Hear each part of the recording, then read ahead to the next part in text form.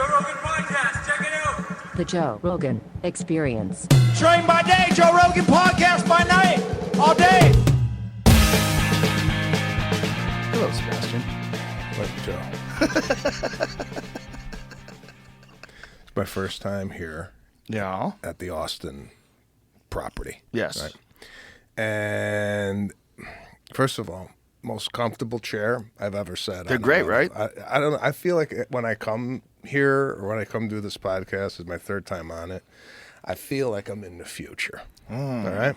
I feel like you got things that aren't even out yet. Right. I just feel like this chair, the general public can't even have access to. No, but they do. We've had these for years. Well, whatever they These are great. They're beautiful. Then I feel like I never drank water out of Metal cup. yeah, and We're I feel sustainable here.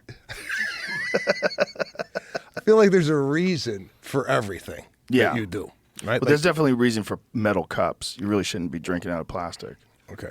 Yeah. Again, I mean, I do. I drink a plastic water bottle. Someone gives me one, but I avoid them whenever I can. yeah. Of course, we all know the plastics. When Yeah. I'm drinking out of plastic bottles myself, and I don't know. I don't see that much of a. It's gonna turn you into a chick. No, maybe. Is this even real water? What kind of water, it's water. is this? It's filtered. All right. Filtered water. Yeah. What is it like? It's a super filter. Some crazy filter. Definitely a special machine that's Yeah. you can't Yeah. even unplug. That Yeah. Right? You can't connected to the- get this It's a water heavy outside duty. this room. You It's- can't get the water outside the room. quite good water, right? Until it. It's very delicious. And then you got a whole and I don't know if anybody's ever talked about your area a lot of on garbage. your side of the table. Yeah. There's just so much shit going on over there. a lot going on. Right? There's tins. There's I have mammoth teeth. I got an arrowhead, a legit arrowhead. It's probably 500,000 years old.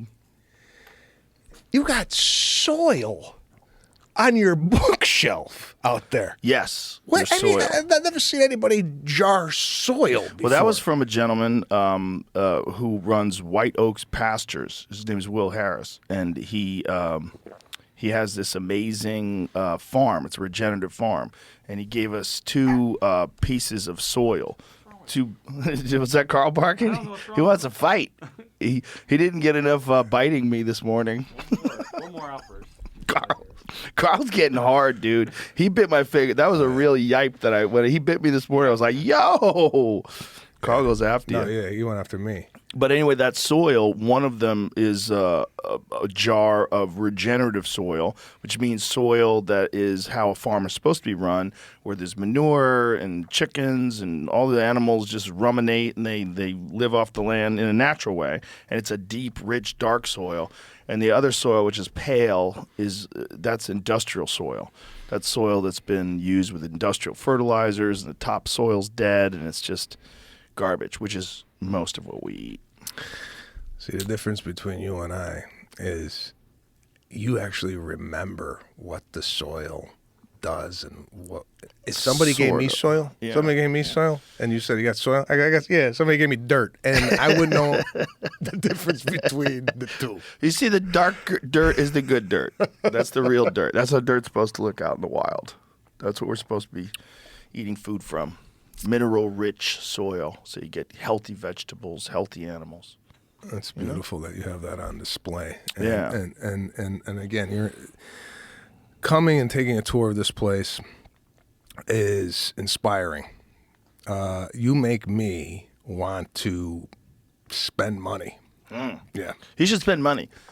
You definitely should spend money. Because if you don't spend money, like, what's the point in having it? I know. I wish I could get there, but you. Come on, bro. you Look at that defi- watch. You're balling. Look Yeah, at that this thing. is What is that? My wife gave me this. That's for a beautiful our- watch. thank What you. is that? It's a Cartier watch for our wedding. That's gorgeous. Thank you. Let me see Thank that. Let me look at that. Ooh, that's a pretty watch. It's, That is a lovely Well, watch. thank you, Joe. I appreciate it. Yeah.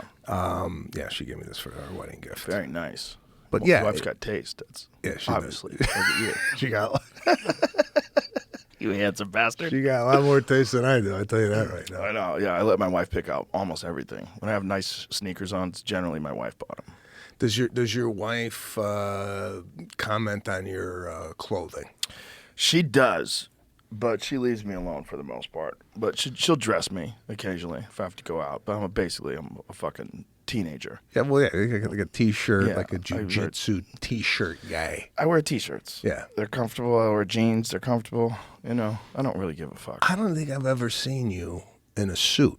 I wear suits. Yeah? Yeah. I have some nice suits. I have David August made me I have like a whole row in my office. I'm in my my house, my closet filled with suits.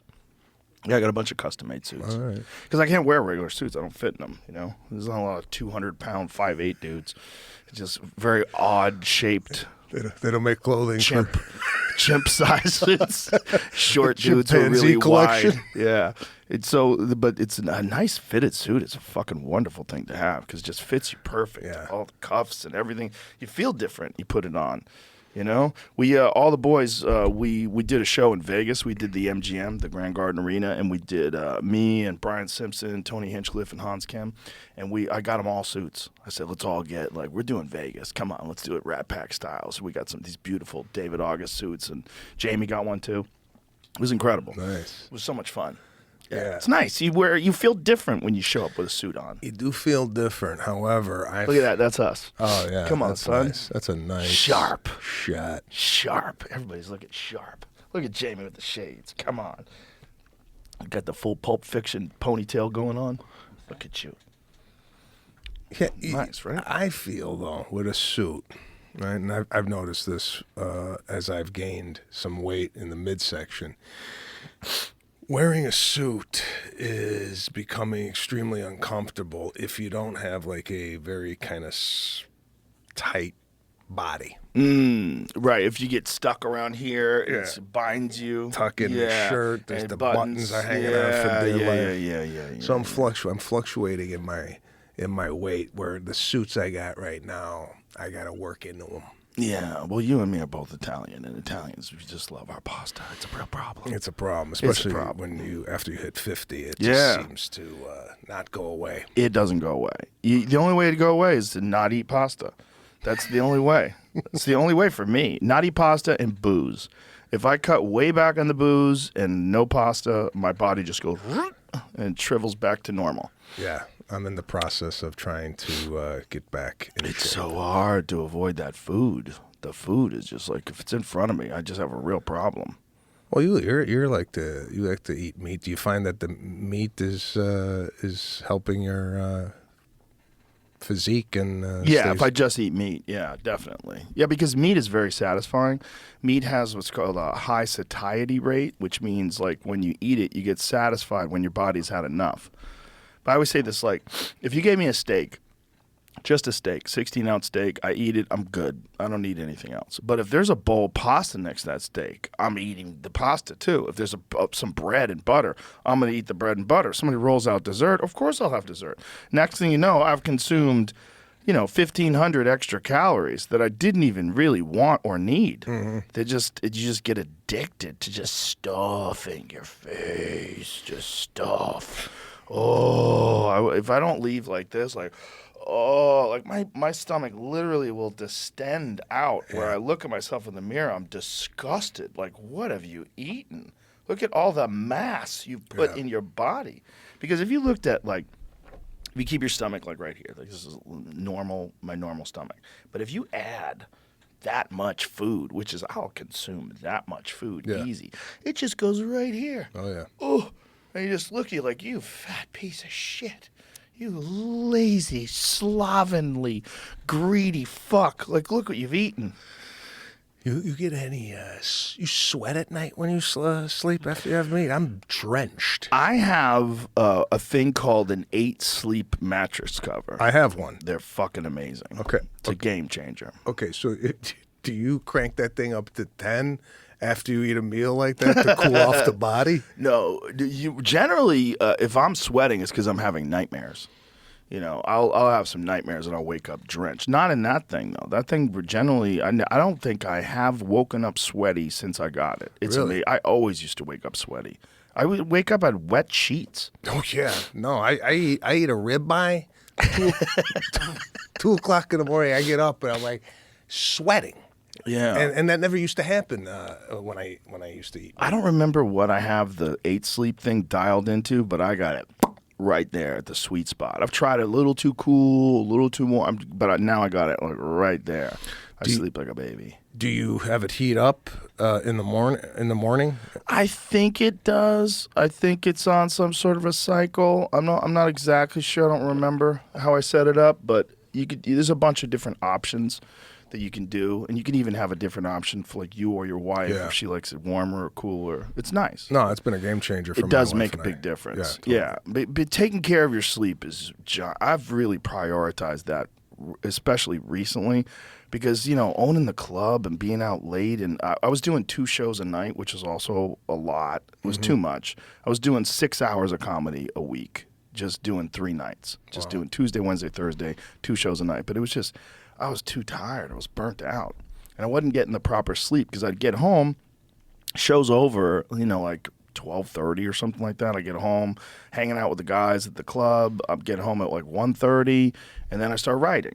And so I write from 1:30 to like 4, and then I have to get up at 10 to work out. I'm like, this is too much. Like, You're I'm too writing tired. material in the dead of night? Yeah, that's when I write. Wow. Yeah. I almost always find that I'm most productive when everyone in my house is asleep, so I don't have to like, Dad, I don't have to think about anything. Did you do this? Did you put that away? Does this? Where's the thing? I don't have to deal with anything. The dog's asleep. Everybody's cool. I can just sit in front of that fucking computer and think, and that's the only time that I have like free reign of my house where there's no one awake. So I get my best. And also, I think you're jazzed up when you get off stage. And if you could just hold on to that, like your brain is already kind of in comedy mode. Your brain is already thinking. Yeah, for me, I do a voice message. I record the set and I'll listen to it afterwards. But as far as like creating, I mean, I don't know. I feel like after 10 o'clock, the whole body shuts down. And I got 2 small kids, so maybe that's why they're Sure, up they're up early. and, but yeah, I mean, 9:30, 10. And talk about the 2 shows. I mean, I used to do 2 shows with my eyes closed. And now it's like the second show. It's like, hey, Are you taking vitamins? I take supplements like multivitamin. I'm sure I don't have it dialed in. You should get it dialed in. It'll make a big difference. Much as it should be, but I just make a feel big exhausted, Joe. Yeah. I am tired, Yeah. and I just constantly have to have sips of caffeine throughout the day to stay alive. Ooh. That's where I'm at. You look like you wake up ready to go. Right? I got this whole vision of what your day must look like. You must spring out of bed and go, "Give me it." Right? I don't even talk about not having a suit on. I don't think since I've known you, I've seen you yawn. I'm not kidding, bro. You constantly look awake. What is it? It's health. The water? It's all the above. Supplements, definitely. That's a big factor. I take a lot of vitamins. I take athletic greens. That's one thing I take. But I take a whole suite of different vitamins. I take a bunch of different things like vitamin D, vitamin K2. I take things for eyesight. I take just fish oil. I take creatine. I take a lot of stuff. Okay. Yeah. I took 3 or 4 vitamins once. Right? I swallowed it with some water. I coughed, and a puff of white smoke came out of my mouth. Vitamin powder. Yeah. I think the body's rejecting the vitamins. It's got to be a slow process. You don't want to dive right into the amount of vitamins. The amount of vitamins I take is like half of this coffee cup. Jeez. Every day. All right. Yeah. I'm taking a couple. I have like a whole cabinet that's filled with supplements, and I pull them out. So when you travel, what do you carry a suitcase of supplements? I have a bag, and in my bag, most of the time when I travel, there's a company called Pure Encapsulations, and they make these packs, like Athletic Pure Pack. They're great for travel. It's very easy. You don't have to think about it. Just rip open the pack, take those vitamins, and you're good. So when I'm on the road, generally, you getting rid of Carl? Is he too rowdy? He's rowdy. He wants to bite me. He's teething. Or biting. How cute is that dog? He's cute. I just bought a dog. I just got a dog. What'd you get? Never a dog owner Really? in my life. This is the first time I've ever had a dog. It's a Labradoodle, and it's, Those are great dogs. It's extremely intelligent, Yeah. but I don't think it likes me. What? I don't know. He's looking at me like loves my wife, loves my kids. Doesn't like you. I don't know. It's not as excited to see me as maybe my wife and kids. Really? And just very perceptive on the. Maybe he wants to be the man. Is he the man of the house? Well, he's becoming the man. Does he have balls? Yeah. Well, keep his balls. Yeah. Don't. No. That's what one of I think the dog trainer said. Just keep him. Yeah. Keep his Just nuts intact. the whole idea is you don't want unnecessary puppies. Right. I agree. Don't let your dog breed. But be with your fucking dog. But if you take your dog's balls off, now your dog doesn't have any testosterone anymore. Yeah. They develop hip problems and joint problems. They're tired all the time, just like a man. If you take his balls away, they become a eunuch. That's what you're doing to your dog. Okay. And it's just, I've seen people do it, and they're like, oh, I wish I didn't do it. Like Andrew Huberman said that. He started giving his dog testosterone because he gave his dog, he got his dog fixed, and then his dog was like listless all the time. And so he's like, he felt terrible. And they started doing the research on it and looking into it and like, oh, you need hormones. Dogs do just like people do. Mm-hmm. It's terrible for them. Yeah, we'll keep his nuts intact. I had a vet that told me that. Yeah. One vet, a great guy, and he was like, don't do it. Don't do it. Everybody says to do it. Like, you're not taking your dog somewhere and letting your dog breed with a bunch of different dogs and have puppies just that irresponsibly. So your dog has a nice yard. You're a good dog owner. You're with him all the time. Like, don't worry about it. Yeah. Don't do it. As long as you're paying attention to him. Yeah, just the whole idea is just to not. I mean, people are irresponsible. That's why I can't go to the dog pound. If I go to the dog pound, I will have 20 dogs. Yeah. My dog, my dog's perfect. He's awesome, but I love dogs. I would have. I would have as many. Yeah, I always had dogs. I would have as many dogs as I can. I love them. They're just pure love. And if you have a good relationship with your dogs, if your dogs love you and you love them, it's like every day I wake up and I say to my dog, "Good morning, sir." And he goes, "Woo!" He starts whimpering and whining and wagging his tail 50 miles an hour, and he goes around in circles, and we hug it out, and I kiss him, and I rub his belly. It's like we have a morning ritual. I love dogs, man. Oh, it's nice. It's nice. They change your life. They make your life filled with love. Cats are cool, but they're kind of aloof. They want to be pet, and then they go away, and they're cool. They just want to go outside and kill something. Your dog is like your friend. He wants to hang out with you. Like, I take him to work. He's like, "Are we going to work? This is crazy. We're going to work." Every day when I bring out the ball, I think he's going to be bored with the ball. I bring out the balls like, today he's like, enough with the ball. But nope, every day he's like, the fucking ball! He's got the ball! He's running around in circles, jumping up in the air, trying to steal the ball from me before I throw it. It's amazing.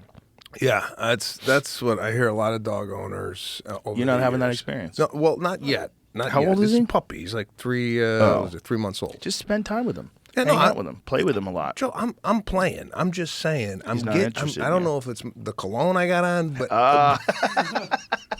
Probably smell horrible to him. he's like, what the hell is They this? probably smell like a chemical factory. Like, what the fuck does this dude smell like? Woo! I feel. Do you wear cologne? I feel like you don't wear cologne. Do you wear Work alone? What do you mean? You wear cologne? Wear cologne. Yeah, Oh, I thought you said work alone. No. No, I don't wear cologne. No. I barely wear. I only wear deodorant because I don't want to be offensive. Because I will get offensive. I'll smell terrible. But I wear natural deodorant with no aluminum in it and all that jazz. Of course you do. Yeah. I don't. You know? I don't smell. You don't smell at all? No. Are you sure? Can I smell you? Go right ahead.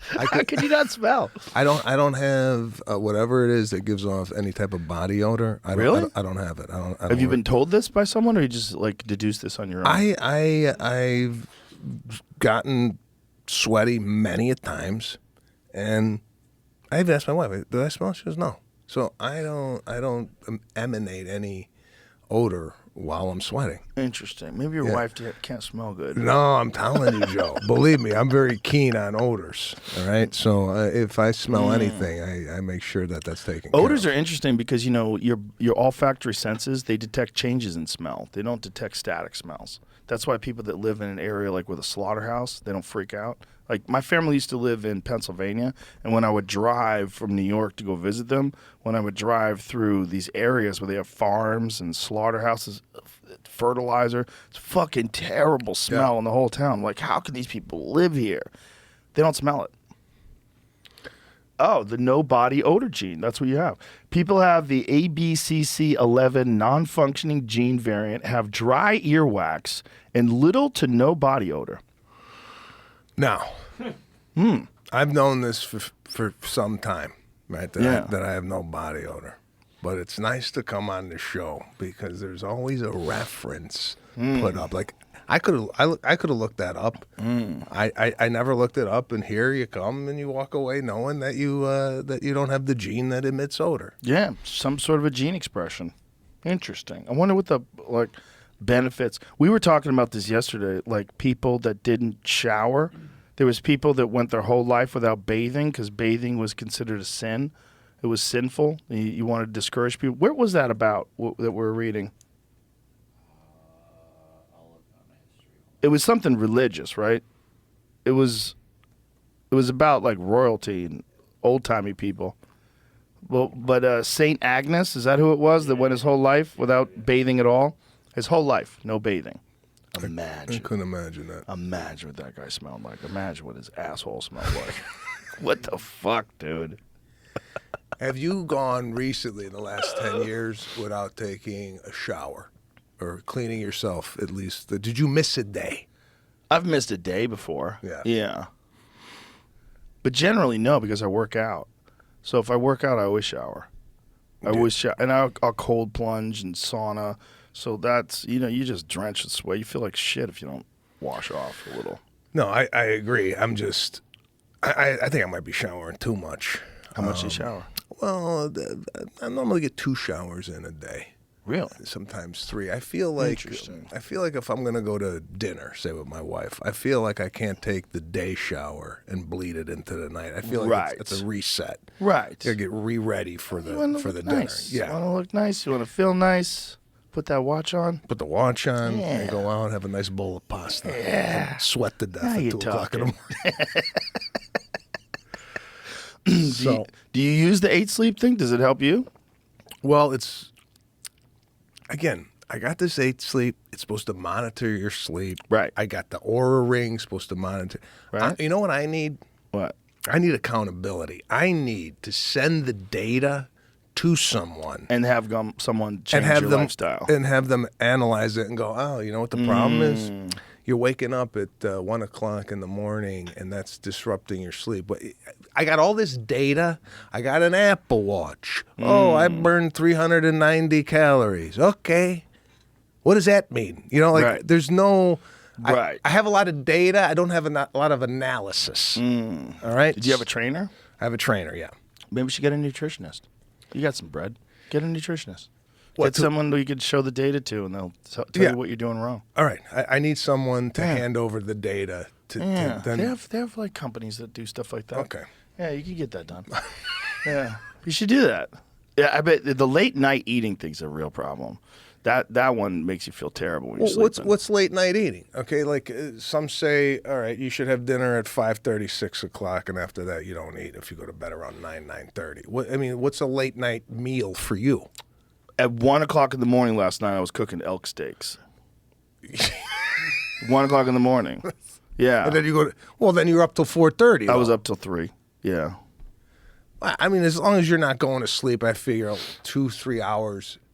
I think 2-3 hours is a good time to go to bed after a meal. Like Yeah, that. a couple hours. Yeah, but I've done it like where I eat and then go right to bed. Yeah. That's terrible. That's terrible. That's what You're my better off wife. staying We awake. have 8 o'clock at night. We're eating. Next thing you know, 8:41, we're in bed.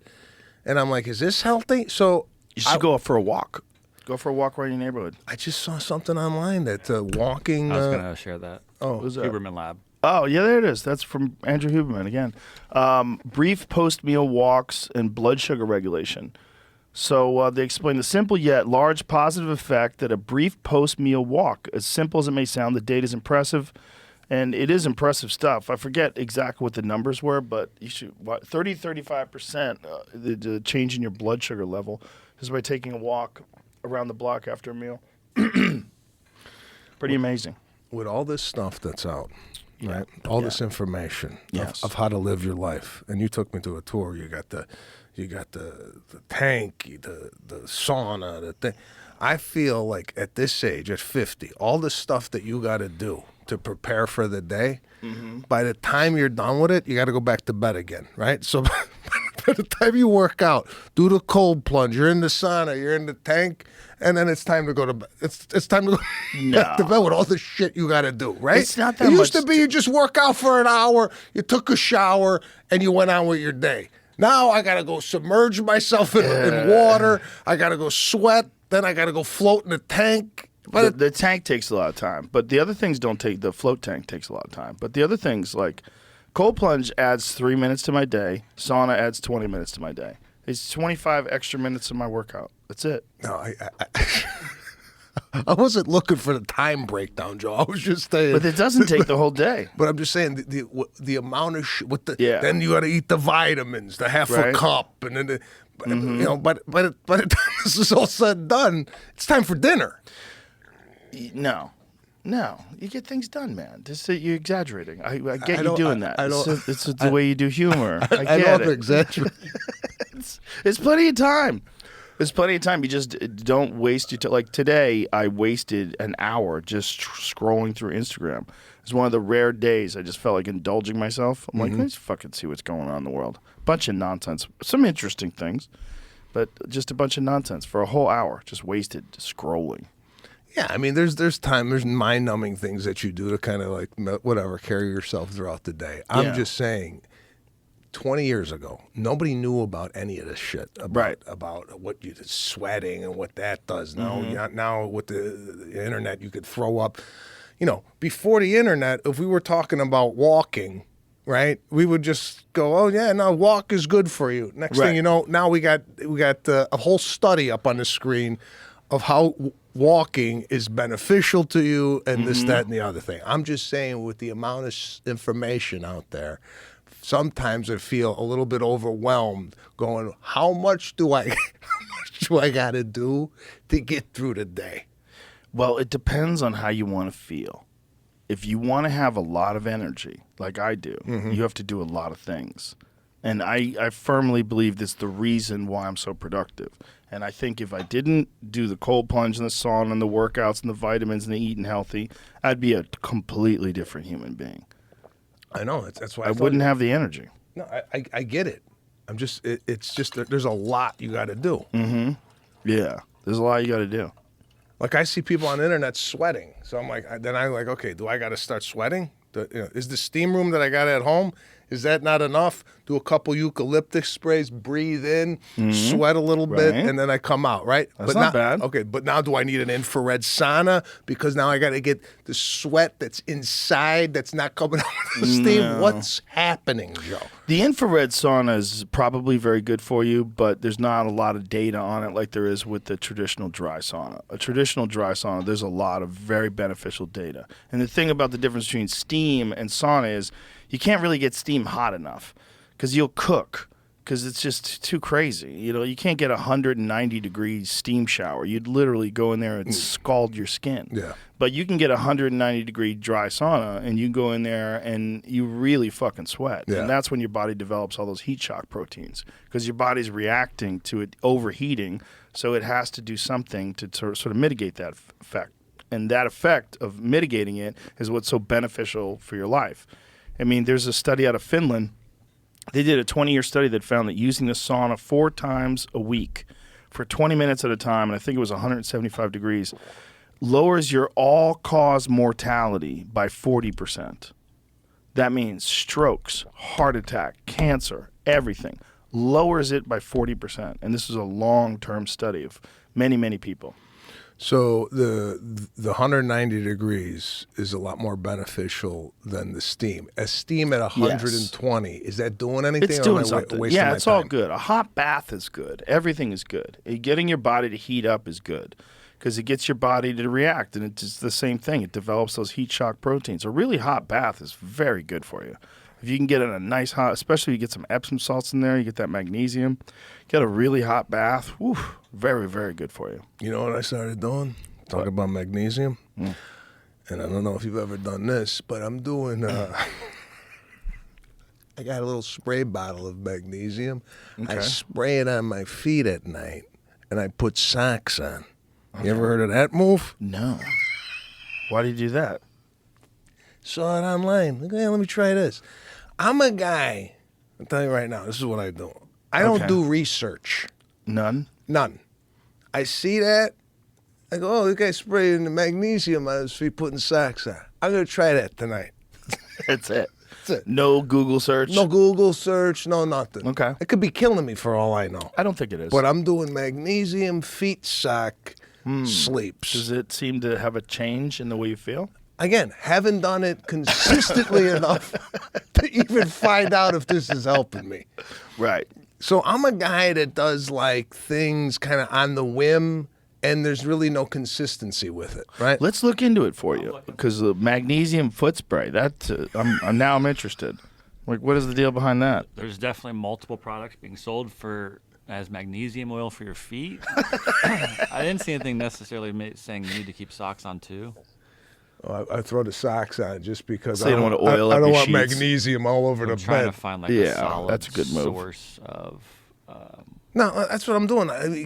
Like my wife is even looking at me, going, "Jesus Christ, Right, this is where spray we're at his now?" feet. I'm at the edge of the bed, spraying my feet. I'm like, "What?" She's like, "Really? Magnesium on your feet? Is this where the relationship is?" So, what the fuck? So I don't know if you could. The internet probably don't even have this information. I saw it like on a random. I think it was an Instagram video. Well, I would imagine it get absorbed through your skin just like the float tank does. The float tank is a great source of magnesium because there's 1,000 pounds of Epsom salts in the water, and your skin absorbs it. So I would imagine your skin's absorbing that stuff you're spraying on your feet. Yeah, it just doesn't absorb it as well as like an oral supplement. That's all. Okay. That's about all it says, really. Yeah, so not good absorption, but it works a little bit. Okay. A little something. It can help with cramps or some sort of nerve functions. Magnesium helps people sleep, though, right? It's a good one for sleep. Yeah. Yeah. I notice sometimes when I get those IV and there's magnesium in there, I feel exhausted. Relaxed. The IV, again, this is another thing people do. Right. Right? Oh, you got to get a bag of whatever the hell's in the thing. Right. I don't even ask. I just give me the bag, whatever, Right. whatever, and then I get it, right? Don't feel any different. No? I don't. You Nothing. will if you're sick. Yeah. If you're, what I I- tell everybody, if you are down, if you're feeling shit and you're run down, get an IV vitamin drip. It's a game changer, especially with high dose of zinc and vitamin C. You get an IV vitamin bag, and you will feel way better. Bill Burr was sick as a dog when I saw him last. I was like, how long have you been sick for? He's like, 2 weeks. I can't shake this cold. I go, please listen to me. I just do this. Get a vitamin IV. And he texted me the other day. He's like, Dr. Rogan. He goes, it fixed me. He was like, I'm going to do that from now on. I'm like, from now on. Anytime you're sick, if you feel like shit, get a high-dose vitamin C, zinc, B12, the whole deal, in a bag. You'll feel much, much better because it gives your body the tools it needs to fight off whatever the fuck is trying to get you. Yeah, Joe. Listen, I've done the bag, all right, Right? while ill. And it hasn't helped? Well, it's helped, but not like where I came out of it. Like, this is what I'm thinking. If I take the bag and I got a cough, after I take the bag, The cough should go away. I don't want the cough anymore. Right. And if the Takes a cough little is still time. there, I feel like, all right. Yeah. Have you ever done NAD? No. NAD is rough. How do you say it again? Nucleotide, adenine, what is it again? Nicotinamide, adenine dinucleotides? Oh, yeah. What is it? So NAD is a supplement that you can take that actually helps your telomeres lengthen, which is a sign of healthy bodies and young people. Found in all living cells, NAD is called dinucleotide because it consists of two nucleotides joined through their phosphorus groups. So you take that in an IV bag, and generally most people do it over a long period of time. You do it over like 2 hours. So you just watch a movie because it's very uncomfortable. What, to get it? Yeah, the NAD is very uncomfortable. It's very uncomfortable for your stomach. It makes you like cramp up. Okay. You're like, whoa. If you do it quick, it's a intense feeling that most people don't enjoy. What's the benefit? What does it do? There's a lot of benefits. There's a benefit for your immune system. There's a benefit cognitively. You feel much better. You come out of it when your body's replenished with that stuff. You just feel fantastic. Okay. Feel really good. That's something else I got to do. But that's one that needs some time, unless you can go hardcore and just like deal with the uncomfortable feeling. I don't do anything hardcore, Joe. Nothing? Nothing in my life is hardcore. Interesting. Do you have an aversion to hardcore things, or is this just how it all panned out? It's just all panned out. Hardcore for me is hardcore is comedy. That's what I do. Okay. Hardcore. Yeah, is one thing. One thing. Is One thing where you're all in on. all in on comedy. But other than that, outside, I wish I was more interested and dove into things a little bit more deeper than I have. Everything with me is a little bit on the surface. Do you really wish that? Because I feel like if you did wish that, you would just do it. Right? Yeah. I just wish I had I don't know what it is inside me that would, make me want to learn more about, like, I like cooking, right? Mm-hmm. But I don't dive so into it where I'm coming up with recipes and doing this and that and the other thing. Right. Let's look at a YouTube video, make the fish, and then here's the fish. But I don't take it to another level. I don't go get the beautiful knife or the pots and pans and all the stuff that goes along with cooking. Right. My interest level is surface. Rarely does it go underneath the surface. You know what I really got into out here is cooking over wood. Like live, like actual hardwood, not just lump charcoal, like getting wood and using an offset smoker and slowly searing the steaks or slowly like cooking the steaks rather, and then searing them at the end over the coals. I take the coals and I put the coals from the hardwood underneath the grill and then sear the shit out of it. Okay, I hear that. I hear that. Yeah. And my brain is going to explode. It's Too much? That's too much. That's too Well, we're all different, Sebastian. I know we're all different, but do you know the kind of wood? Yes. That it Live oak. You want oak generally. Live oak, or you want if you want to grill hotter. A lot of guys like mesquite. I like mesquite and oak. Those are my two favorite. But I'll try cherry. I'll try some different woods. Some places you can go to get hardwood just because there's so much barbecue out here. Yeah. There's companies that'll just deliver cords of wood to your house. Okay, speaking of wood, right? I got a pizza oven. My goal is to make pizza. It's not as easy as people might think to make pizza from scratch, the dough and the whole thing. Right? It's very hard. So I've tried multiple times, and I'm a guy that I'll try it again and hope for a different result, but I'll do the same thing I did before. Right. Just hoping magically, it's gonna come out. My pizza don't even look like pizza. It looks like the shapes are unrecognizable. All right, I can't even get a circle on the damn thing to work. I work it out. It's not pliable enough. So when I put it in there, half of the cheese flies off into the stove, and I bring it out. It's a mess. Why don't you get pre-made dough? You can get. I tried the pre-made dough, Joe. I do, and for whatever the reason, I cannot get a circle with the thing. I try this. I bet if you went to like a real Italian pizzeria, they would show you how to do it. Again, if you went there, Joe. Listen, you teach me something, I come home, I forget half of the shit I learned. I don't have any retention or comprehension on anything. Has this always been the case? It's always been the case, but not with comedy. Not with That's why It's interesting. The one thing that you're successful at, like super successful at, you've like focused entirely on that. I got no more focus. Oh. The focus I have is for comedy. After that, the focus wanes because I feel like I just don't have, the That's focus. probably a good way to live. Yeah, just be casual most of your life and be intense about one thing. That sounds like a good balance.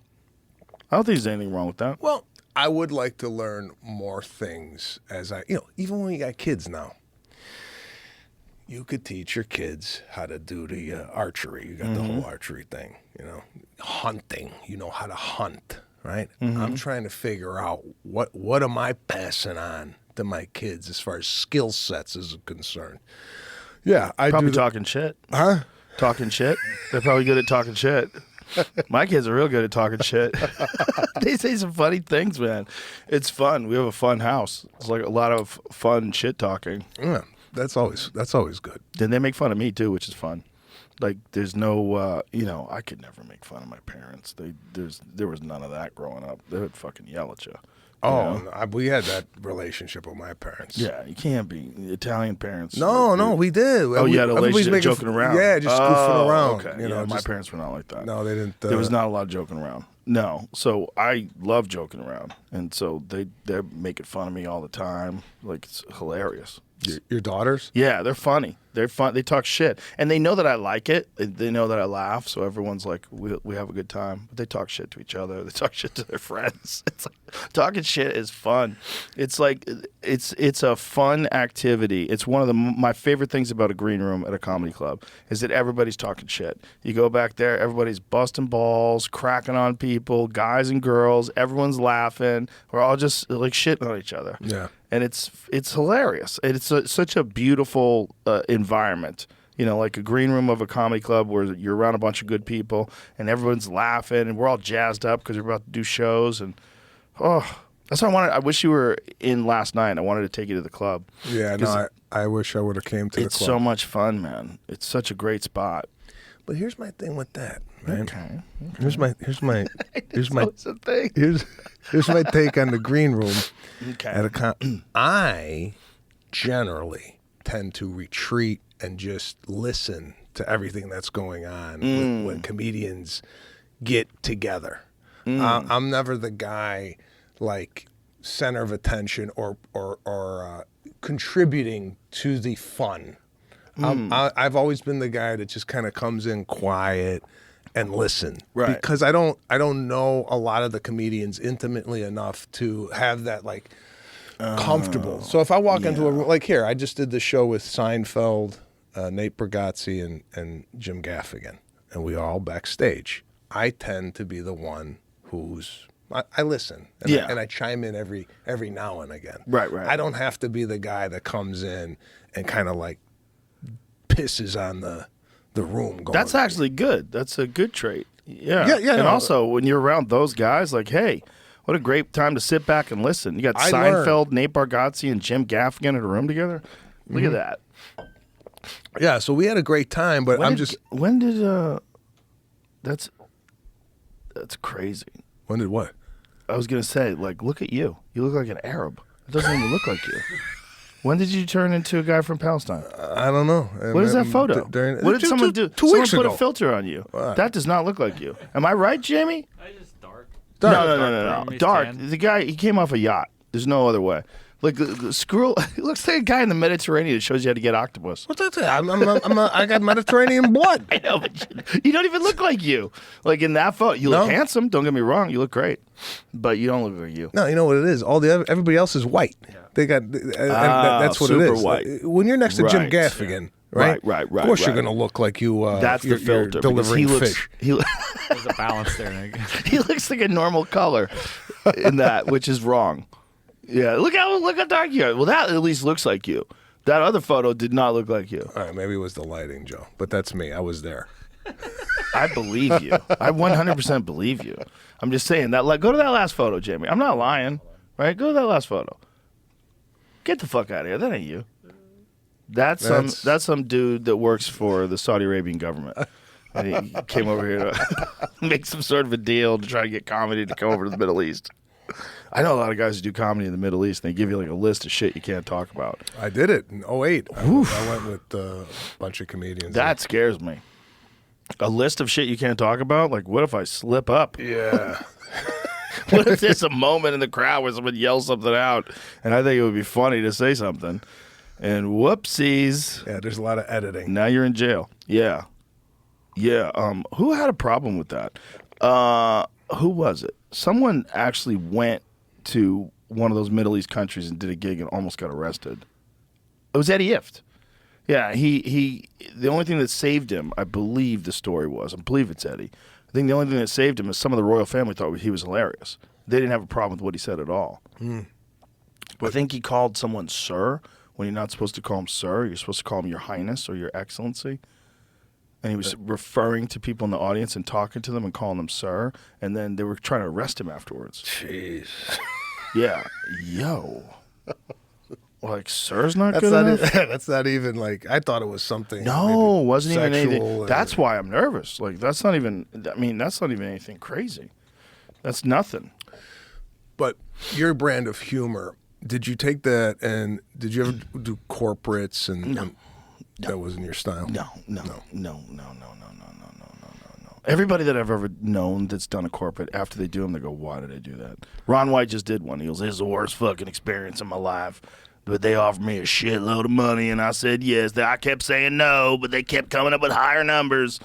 And eventually I said yes, and it was fucking terrible. Tony Hinchcliffe just did one. He said it was fucking terrible. They're always terrible. You like them? Joe, I got to be honest with you. You like them? I don't mind a corporate.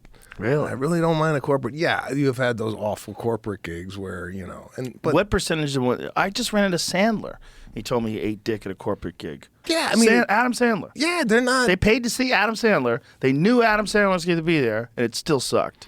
It's the environment sometimes. It's like Right. you're walking into whatever. They just had their breakout meeting and then they're coming and it's comedy. Right. But it's just a different vibe. They're all scamming about their careers. They're all networking. Yeah. And fucking making their little backstabby moves. But you know? call them out on it. You kind of like Right. do material about what they're going through during the 3-day sales meeting at the Venetian. Right. So you kind of relate to. I actually I don't mind them as much as other comedians. Oh, like corporate. This I actually don't mind the. Jay Leno loves them. Yeah. I mean, that's where he's made the majority of his money. Jay Leno, all those fucking cars he has, never spent a dime of his Tonight Show money. I know. It's Never amazing. spent a dime. Puts it all in the bank. It's amazing. All that money, all those cars, it's all him doing gigs. Well, here, you didn't grow up with money, right? So now you're super successful. You got this money. Was there someone that taught you how to manage money or how to look at money in a way where you're like, okay, I have a good grasp on this? Yeah, I mean, a money manager, what have you. But I'm just talking your relationship with money. Is it like, yeah, we're here, live it up, spend it? Or is it more like, do you ever think this is not going to be the most popular podcast ever? Or do you even think that way? I don't think that way. I never thought it would be popular in the first place. When I first started doing it, there was just me and Brian Redband in my fucking living room. And then comedians. Joey Diaz come over. Eddie Bravo comes over. Ari comes over. We're just having fun. Just talking shit. I never imagined. I didn't plan for it. Like when everybody has those vision boards, like this is how you become successful. You have to manifest it. I didn't manifest this at all. Zero. The most successful thing I've ever done by a long shot. And I've put zero management into it. All I've done is just keep doing what I enjoy doing, and it turns out other people enjoy it too. That's it. It's just talk to people like yourself, talk to funny people, talk to interesting people, talk to people I agree with, talk to people I disagree with. Have civil conversations with people where you disagree with things. It's good for you too. All I do is just do what I enjoy doing. If I could do this for free, I would still do it. Okay. I enjoy it. So you do this podcast. Yeah. You have no aspirations of this Zero. being the hugest thing ever, right? I don't even have any aspirations for growth. I don't say, by this time next year, I'd like to have. Nope. No, you just focus on What I'm doing. Yeah. output. I feel like everything else is a distraction. Like, as long as you're making enough money.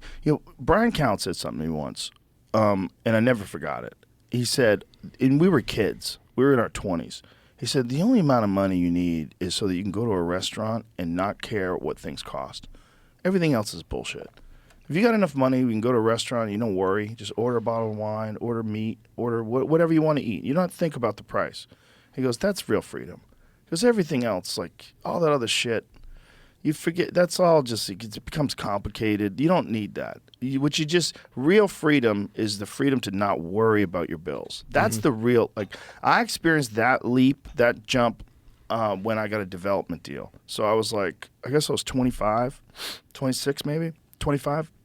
And I got this development deal from Disney. And it was like $150,000, and I couldn't believe it. I had $150,000. This is nuts. And I felt like a physical weight lift over my shoulders. Because back then I was a road comic. You know, you do a gig on Thursday, it's $200. You do a gig here, it's $150. You know, you're scraping together enough money so that you could pay your bills and eat. And you were always worried about gigs, always trying to fill my book, always trying to call booking agents, drive to Connecticut, drive to Jersey. Where do I got to go to make some money? And it was all just trying to stay alive and trying to make it, right? Trying to become didn't really think I was a legit professional comedian. It could all go away. And so I got that development deal, and it was the nuttiest feeling in the world. It was like I felt lighter. Like I felt lighter. And then I was like, oh, that's the key. Like, get the monkey off your back. Get the bill monkey off your back. And that's the real freedom. The real freedom is not being rich. You don't feel any different being really rich other than the stuff that you can do. But the way you feel in the day is the same way you feel if your bills are paid. That's what you want. All that other shit is like, the other thing I noticed when I moved to California, it was the first time I had a nice apartment. And I'll never forget this either. I was sitting in my apartment, and it was a beautiful place in North Hollywood. I had a loft, I had a pool table in my apartment. I was like, this is amazing. How is this real? How is this mine? After a while, it just became my house. And then I realized, like, oh, this is the same feeling I have when I'm home that I had in my shitty apartment in New York. It's the same feeling. Yeah. It's like, oh, this is home. It's the same feeling. It's not better. It's not worth the amount of money that it costs if you're like renting a house that's way over your budget and you're doing Uber just to try to pay your bills. It's not worth that. It's what's worth it is if it's comfortable. If you have a TV and you have a nice bed and you can cook your meals, you're good. That's what you need. That's all you need. Everything else is just like the amount of effort that you have to put in to make the amount of money to get all these other things leaves you in this constant state of anxiety. And I think people just get lost in this idea of constantly making more and getting more and chasing more. And I just concentrate on what I do. That's all I concentrate on. I concentrate on work. I concentrate on comedy. I concentrate on UFC fights. I concentrate on podcasts. And I don't think about those other things. I don't think about the direction of my career at all. No, that's a great way to look at things, because the only thing you really have control of is what you do. What you do. What you put out. Yeah. So you being a pioneer in the podcast world, right? You and Mark Maron, I feel like we're kind of... Adam Curry was the first. Adam Curry was the original. The MTV VJ. He's still got a podcast now. He's excellent. He's a good friend of mine, and he's the number one guy. He's the podfather. Okay, he's the podfather. He named it. They started it off together. Yeah, they started doing it years before I ever did it. And Mark had his a little bit before mine. Adam Carolla was the first, because Adam did it off of radio. So Adam had that radio gig where he took over Howard Stern's slots when Howard Stern went over to Sirius. Remember that? So he had this morning show, and that morning show was doing real well until... do you remember they used to have a talk radio station in L.A.? Before podcast, there was like Tom Likas was on it, and there was a bunch of good shows.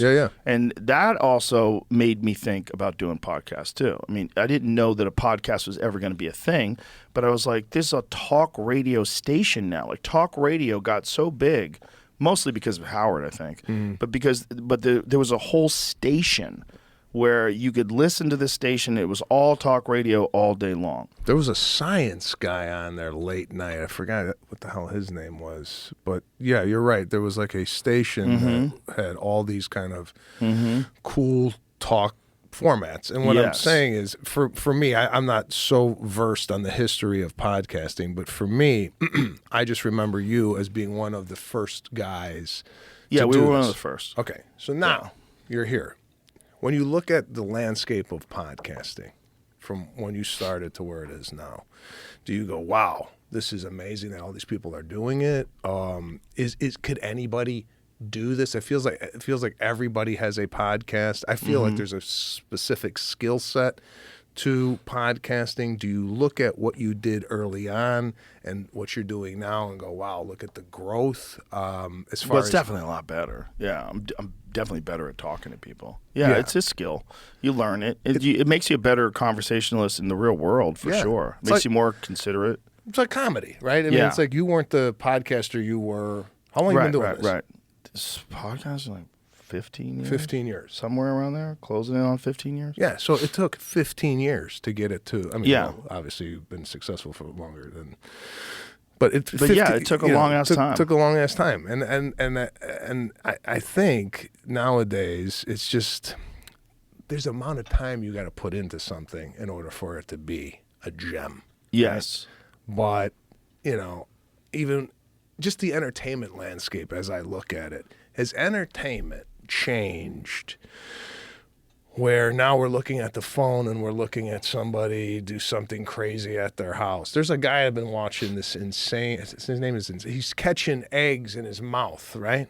Do you see this guy? Insane, I forget the name of his, Insane Shane. This guy Catches eggs from how far away? 50 yards, they're throwing eggs in this guy's mouth. He's got the best mouth on the internet, right? Does he break the eggs or does he catch them and not have No, them they're like break? hard boiled or a meatball. Oh, This guy's chucking meatballs and he's catching them in his mouth? 50 yards. That's a skill. So I'm watching it, and I can't. Yeah, this is this guy. Okay, the marshmallow combine.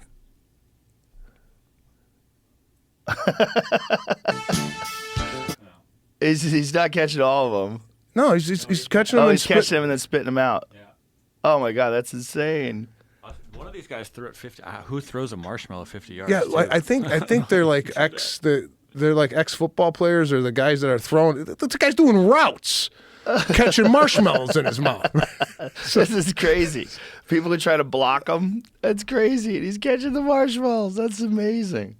Okay, so That's a skill. so I'm watching this now. All right, this is Okay. entertainment now. Okay, he's got 1 million followers. Yeah. Insane Shane 1, Yeah. SHAY. He's diving off speedboats, catching them in his mouth. I mean, look at this guy. Who would have ever thought that would be a thing? Oh, he dives into a. Oh no, yeah, this go is ahead, a, yeah. this is a real. Oh well, this He's is catching a real football. footballs. So, has entertainment in your eyes changed where it's changing? Where this is now what people are watching instead of maybe a movie or a TV show? Well, it's definitely consuming a lot of your time. I mean, if you look at your screen time, like if you look at my screen time on my phone, on an average day, it'll be more than 4 hours. And how much of that is doom scrolling? A lot. So that's entertainment. So would I have been watching television during that time? No, probably not, because you could take your entertainment with you now, which is even more distracting. Yeah, but you're not watching. You said you did an hour of Instagram. You're not watching like a movie or a documentary. Sometimes I am. Yeah. I mean, I I spend a lot of time doing that too. But I do that in certain places. Like I'll watch a documentary on an airplane, or I'll watch something at home. Right. But I generally don't take my phone and I'm walking around the house watching documentaries, right? Just because Right, you'd it's- sit down. You would sit down and enjoy Yeah. that. But this is something that I would probably, if I was on my phone from the kitchen to the bedroom, I'm Right. watching a guy catch Yeah. marshmallows in his mouth. My question to you is, Okay. if the internet or social media wasn't around, do you think that guy would be around? Do you No, think this? he wouldn't be doing that. But do you think this was existing 30 years ago, where somebody was chucking marshmallows and catching them just for fun? Yeah. And we didn't see it. There's probably a guy in the neighborhood that could do it, and everybody would come over and watch Bob catch marshmallows with his face. Yeah, I'm sure. But it just never would have been the discipline that it is now, where this guy's got like fucking guys blocking him, and he's juking left and right and catching marshmallows in the air with his mouth. I mean, it's pretty impressive stuff. So do you think the social media and internet spawns this type of stuff? 100%. 100%. Yeah, 100%. And it is a new form. That's another thing you could say about podcasting, too, because before podcasting, no one thought that the time when you're driving or the time when you're at the gym is time that you could be entertained by something other than music, right? Most of the time, unless you're listening to talk radio, of course. But now the podcast thing is like you could pause it at any time. You could start at any time. So if it's an interesting podcast and you got a 2-hour road trip, now you're occupied. Now the road trip's easy because now you're driving, but now you're listening to some funny fucking shit and Joey Diaz is telling stories and it's great. I mean, so this area of entertainment wasn't available. It wasn't being utilized before. And so what podcasts are really good for is it allows you to be entertained and occupied while you're doing other shit. I don't think most people who consume podcasts just sit there and listen or sit there and watch. I think a lot of times, like maybe you're cooking, and while you're cooking, you got your earbuds in, you're listening to a podcast, or while you're driving, or while you're on the fucking treadmill and you're bored. You get to listen to some interesting shit. And I get a lot of messages from my friends that will tell me, oh, I was at the gym and I was listening to Shane. It was hilarious. You guys were killing me. Like that kind of stuff is, or, hey, there's this guy with that power plant, Egyptian pyramid guy. You believe that? What do you think about that? I was in the gym. It was kind of freaking me out. So it gives you like this opportunity for entertainment that didn't exist before. It's not completely useless, right? Like the scrolling for stuff and the guy catching marshmallows in his mouth, I'm not getting anything out of that. It's fun. Yeah. It's interesting. It's kind of useless. But podcasts are not. And, you know, you do get to sit in on interesting conversations. You get to consider ideas that maybe you never considered before. So it wasn't available before. And because of phones and because everybody it's so easy to get a podcast, everybody has access to them. Do you listen to podcasts? Yeah, all the time. Are you going to them for comedy or more informational podcasts? What's your forte? I listen to a lot of different podcasts. I listen to podcasts that are comedy podcasts. I listen to history podcasts. I listen to podcasts about science. I listen to podcasts about, you know, pretty much everything. Hunting podcasts, you know, which are very valuable. Because hunting is, it seems easy. Like the idea seems easy to people. It's not. It's really hard. And there's a lot of things that people learn along the way in their journey of hunting, and they'll explain it to you. And so that if you encounter that, I'll say, oh, Remy Warren said, when you do this, be careful of that. Now that's in my head. You know, so it's just like, it's a way that you can accumulate information. Yeah. Yeah, no, I listen to this Huberman. Yeah, he's great. And half of the stuff goes over my head. You know, like he's hard. He's hard. You got to make, even when I do podcasts with him, I have to make notes. I make notes, then I ask him afterwards, and you know. But he's very fact based, and he's a great guy too. I have to ask you this, talking about Huberman, and you've interviewed him. Do you ever have somebody come on the show where you're nervous to have them? Like, oh man, this is. Oh yeah, definitely. Like, who are you nervous to interview? Roger Penrose, a Nobel Prize winner. He's just a brilliant mind and older, you know. So I'm like, how is this conversation going to go? How do I engage him? I don't want him to feel like he's wasting his time here. So I want to be prepared, have good questions, and yeah, I don't know how much of experience those guys have on podcasts or how much of an experience they have at all with comedians. You know, I don't want to fuck around too much. I just want to just get the most out of him that I can get. Like, I just want to try to like massage his wheels and ask the right questions and be curious about all the right things and be informed enough to know what the right questions are. Yeah. And what I'm actually, and also I'm very fascinated by his research. So it's like having an opportunity to talk to such a brilliant person. You know, like he's done a lot of research in the Big Bang. He's got a very interesting thought about the Big Bang, that he doesn't think the Big Bang was the beginning of the universe. And that's something that a lot of physicists are considering now. It's very fascinating stuff. The idea that the universe is eternal or much older than we think it is. Yeah, that's crazy. I mean, you got to be a chameleon, man. You got so many people, different people coming in here, right? From comedy to doctors to what have you, and you got to like adjust. You do have to adjust, yeah, to every different personality. It's just an art form, but it makes you more flexible as a person too. Like you can have conversations with all kinds of people. Absolutely, yeah, absolutely. I mean, it's better. I like it. It's a lot better than the way I used to think before I started the podcast. You know, in 2009, I was very closed-minded. I just was doing it just for fun. I mean, I was open-minded generally, but not like I am now. I wasn't aware of why I thought what I thought and what my biases are and why I think of things in certain ways instead of like considering them from like a broader perspective. But when you do a podcast, you're kind of forced to do that because there's a lot of times when, even if I agree with someone about something, I have to take the position of someone who's skeptical and ask them a question like, but what about this? Yeah. So instead of just confirming them and us existing in an echo chamber, I'll try to offer consideration like, okay, but why? Someone could think of it this way. Do you think of it this way ever? Have you ever tried to think of it this way? And just like see, how their brain works. Mm-hmm. Because everybody's brain is, they're different. You have children. And one of the things you find out when you have children is, bro, right out of the box, they're different people. They are different people. It's fascinating. Yeah. Because you meet a kid and he's 4. You're like, look at that smart kid. What an interesting kid. But you didn't get to see that kid with his brother and his sister and all of them coming out of the same woman and going, this is all from the same father. Like, this is nuts. They're totally different things. Yeah. They have different personalities, different likes, different strengths.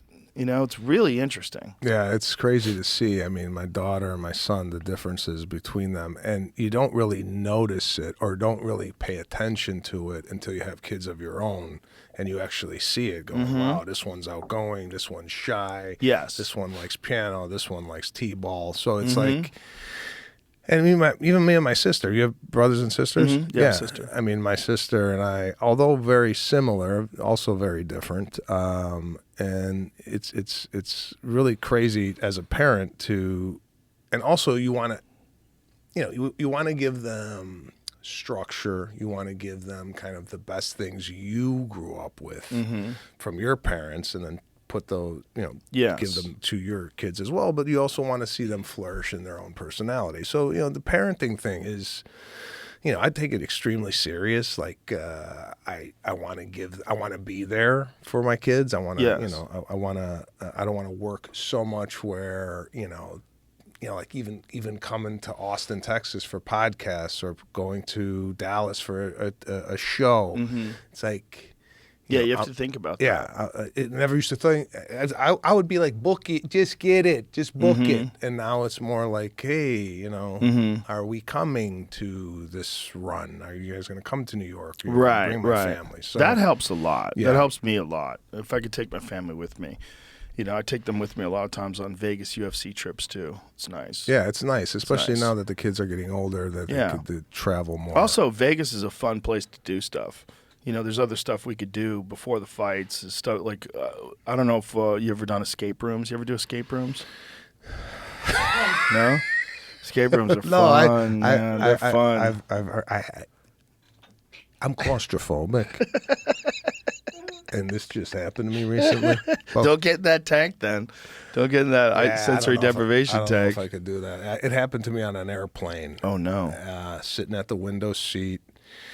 It just overcame me. I gotta get out of here. And oh, no. Ever since then, like I have to have an aisle seat if I go to a theater and watch a show. I can't be confined.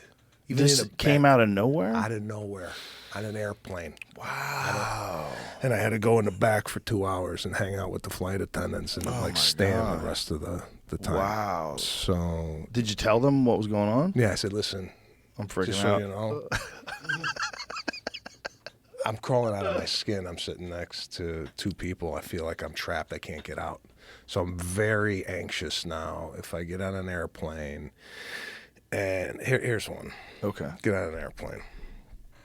I hate to do this, but there's a family, and the father's like, do you mind changing seats so my daughter could sit next to me? I said, well, where's the seat? And he's like, it's the window seat. And I go, I can't go over there because I'm claustrophobic. And of course he was looking at me like I was making it up, because I would have. Right.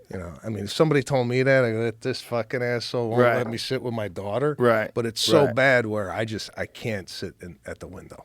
Well, he could always ask somebody else. He could just ask someone else. Yeah, but you were by yourself. I feel like I let him down. Yeah, I'm sure you did. Yeah. I'm never that guy. I'm always very cooperative. Whatever Yeah, me we too. need. I always move seats. Yeah. I'm always worried about other people freaking out. Like there was a video that just went viral recently of some guy saying he was going to take the plane down. This guy stood up in the middle. You see that guy, Jamie? I've seen a few. I don't know. There's a few lately. That's what I always worry about. I worry about someone freaking out. I worry about another person that you're going to have to deal with. I feel though, if somebody's I think he freaking out, stabbed people. Didn't he stab someone?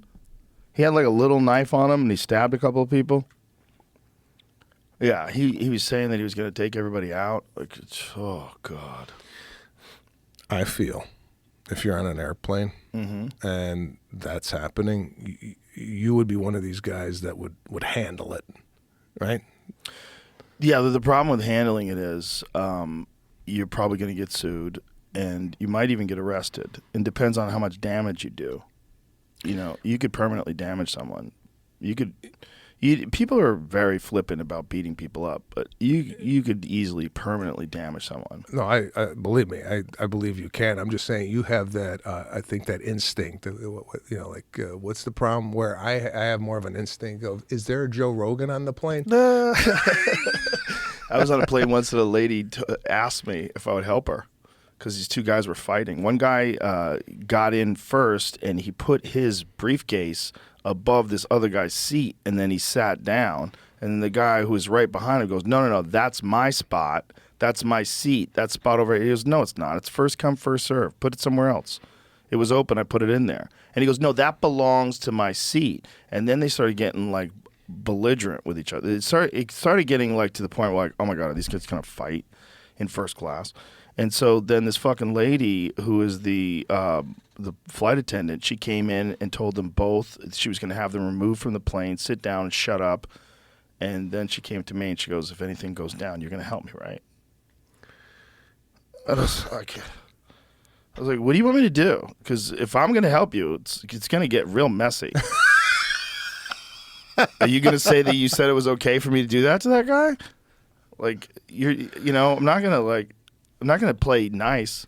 If you're on a plane and you've got to take someone out, you have a very short amount of movement. It's got to be very violent. You got to debilitate them. You got to like take them apart right there. You can't like hope that you can hold on to them and then they relax. Then what? You go back to your seat. They're not gonna. You got to put them out. Yeah. You got to risk. You got to risk. As you're talking to me, I feel like you're going through a bunch of different moves of what you could possibly do. It's got to be violent. If you got a guy like that with a knife, you're not grabbing that guy. You're not just grabbing that guy and bringing him to the ground and holding him down. You're gonna beat his fucking brains in. You're gonna stop his body from moving, because otherwise it's dangerous. Like you're in a position where you're being forced to use violence against some irrational, possibly schizophrenic.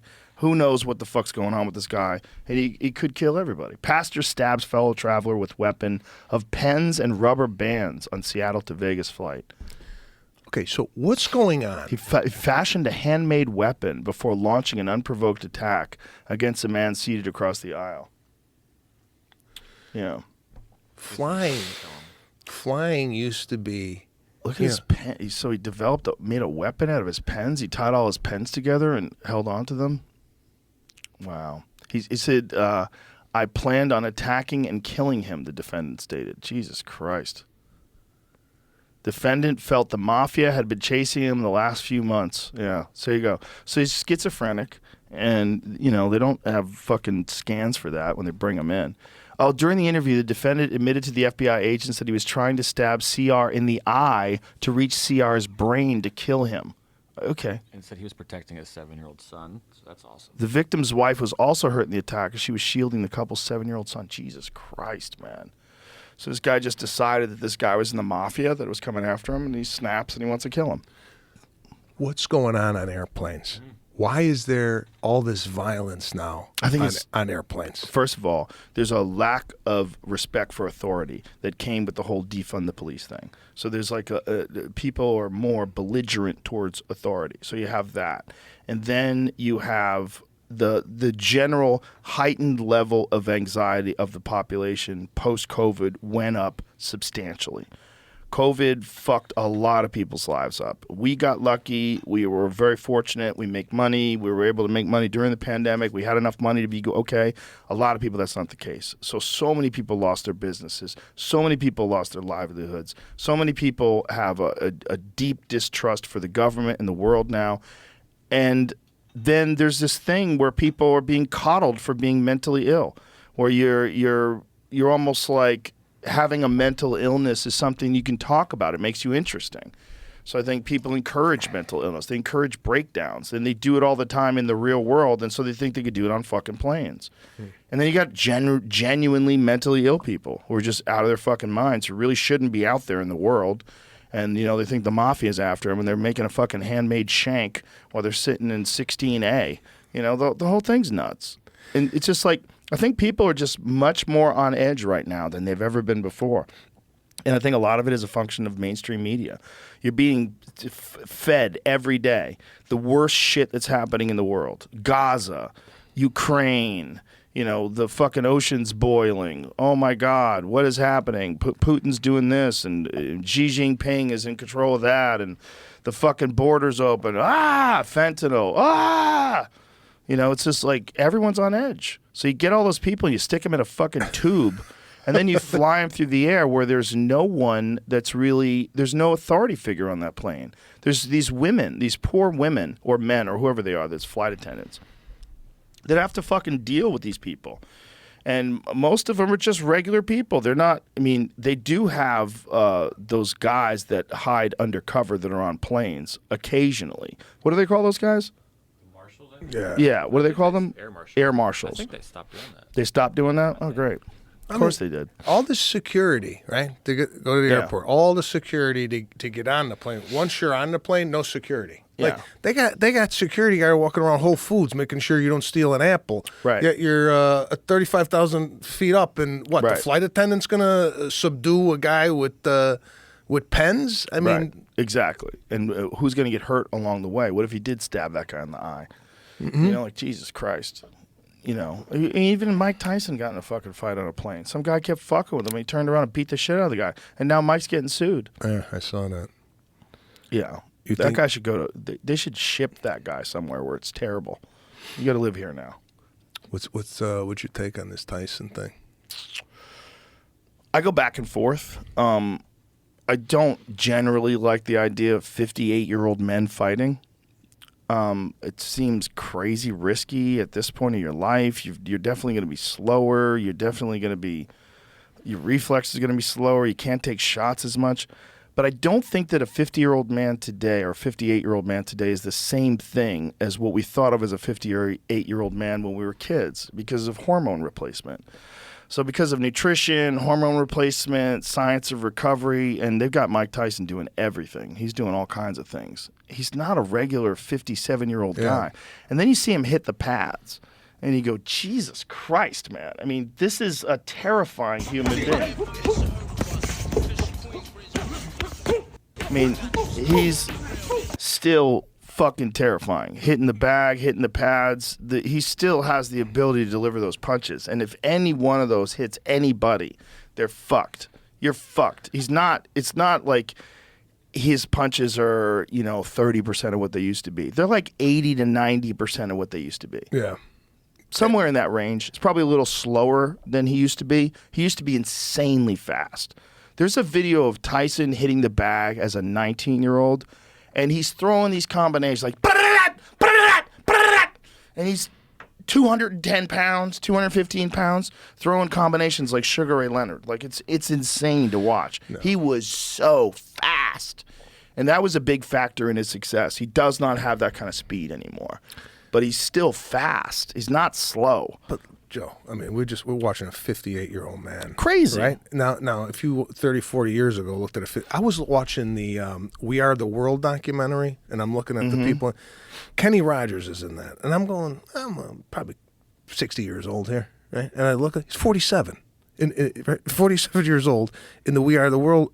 So the aging process has, I mean, there was no way 58 years. Yeah. This guy's 47. That's crazy. Younger than I am. That's crazy. He looks He looks like He's 10 years younger than me in that video. Yeah. Yeah. So, yeah, the 58-year-old man now. Look at young ass Billy Joel. Tina Turner. Willie Nelson looked young. Damn. How old Willie Nelson there? I know. He's 100 in this video. No. How old do you think he he's is? 90 now. I know how old he is. He's I in looked his him up. 90s. 52 years old in that video. Is he really? Yeah. It's amazing. Wow. So you're right.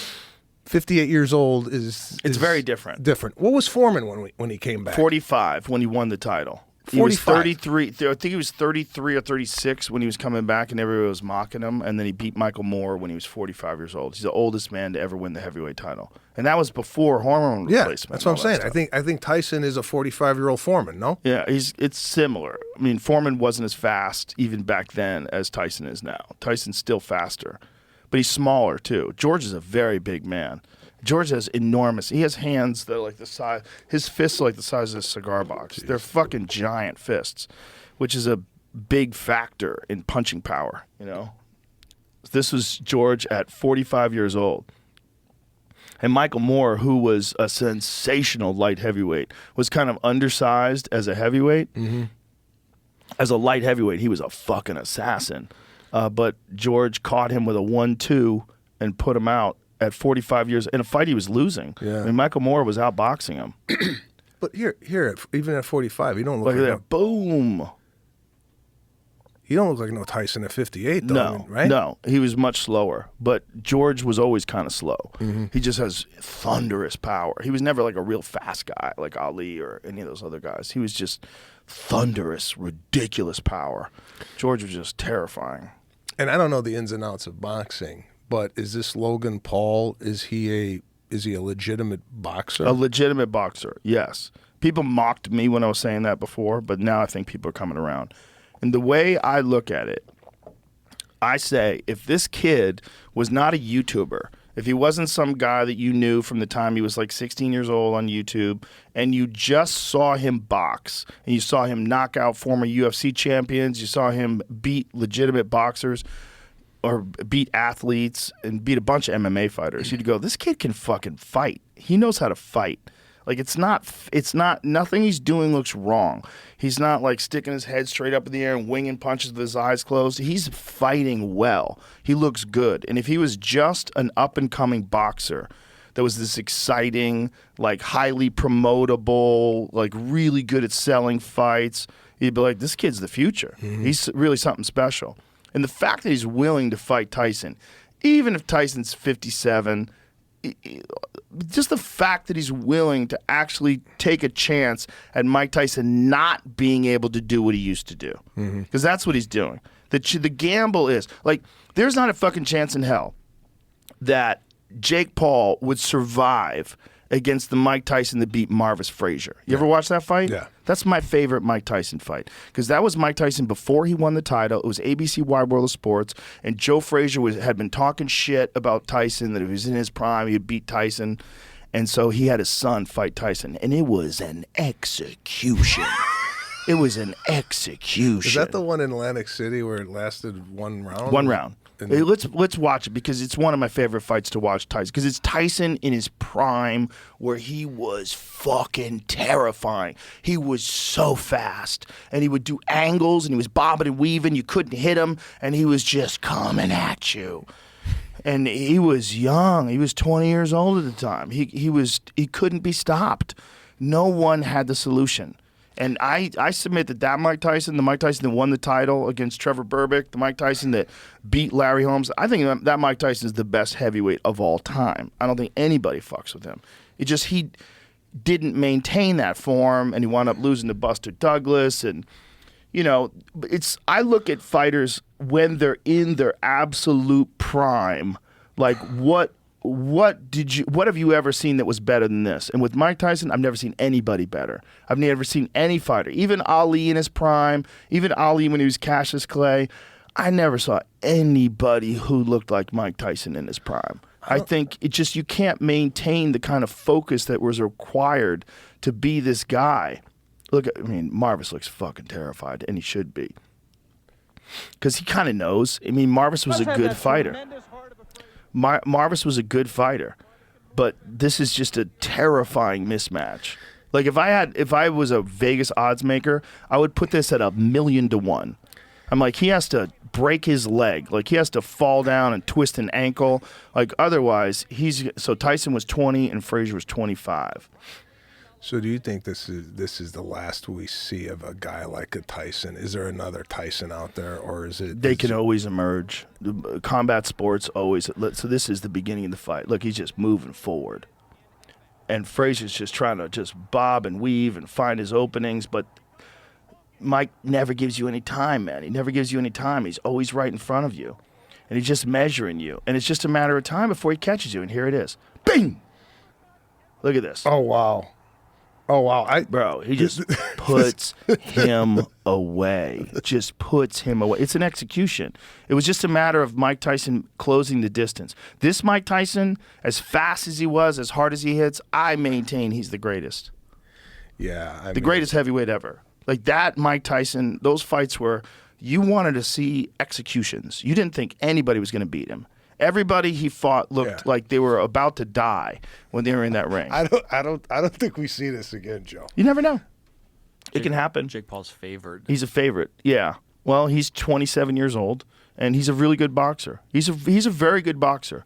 Like, he's a legitimate professional boxer. He fought Tommy Fury, who's also a legitimate professional boxer, a real good one. He's Tyson Fury's younger brother, and he lost a close decision. But it was a good fight, a real good fight against a good fighter. He can fight. Yeah. But if that Mike Tyson from Marvis Frazier fought Jake Paul's dead. He's dead. He's not going to make it.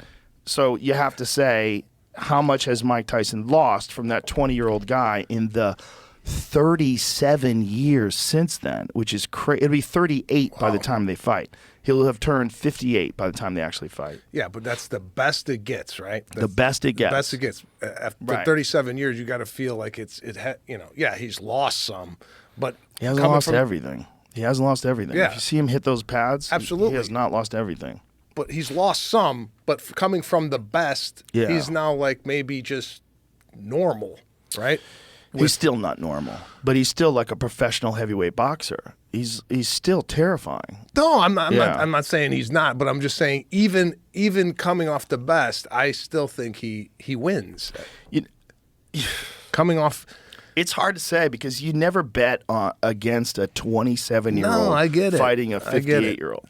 What I have in my brain and I can't get out is that. You know what I'm saying? Well, it's also his mind. You know, like Mike Tyson's mind has switched over into war. Like he was doing this interview and someone said to him, he goes, you look like you're in your 20s. Like, what are you doing? He goes, I just eat raw meat. He's like, I'm eating raw meat. He goes, you're eating raw meat? He goes, yeah, I'm eating raw meat. He goes, because that's what I'm going to eat when I fight. I'm going to eat him. It's raw meat. Yeah, see, I was like, Jesus Christ, he's in this fucking mode. He's in that God of War mode, and that he's still got that in him. And I'm telling you, if you keep giving that guy hormones and you keep giving that guy supplements and he's constantly training, hear this. Look at this. What are you eating? Raw meat. Like, seriously, Mike, you're eating raw meat? Are you swallowing it, or remember you used to spit that stuff out? I'm gonna have to eat it now because my opponent's gonna be raw meat. That's right. Do you look like 20 years old? Now, I saw the beginning of this interview where he had a shirt on, right? Yeah. And he was sweating so much he had to take the. He took his shirt off, and they just put the microphone on his shoulder. Yeah. Bro, he's in savage mode right now.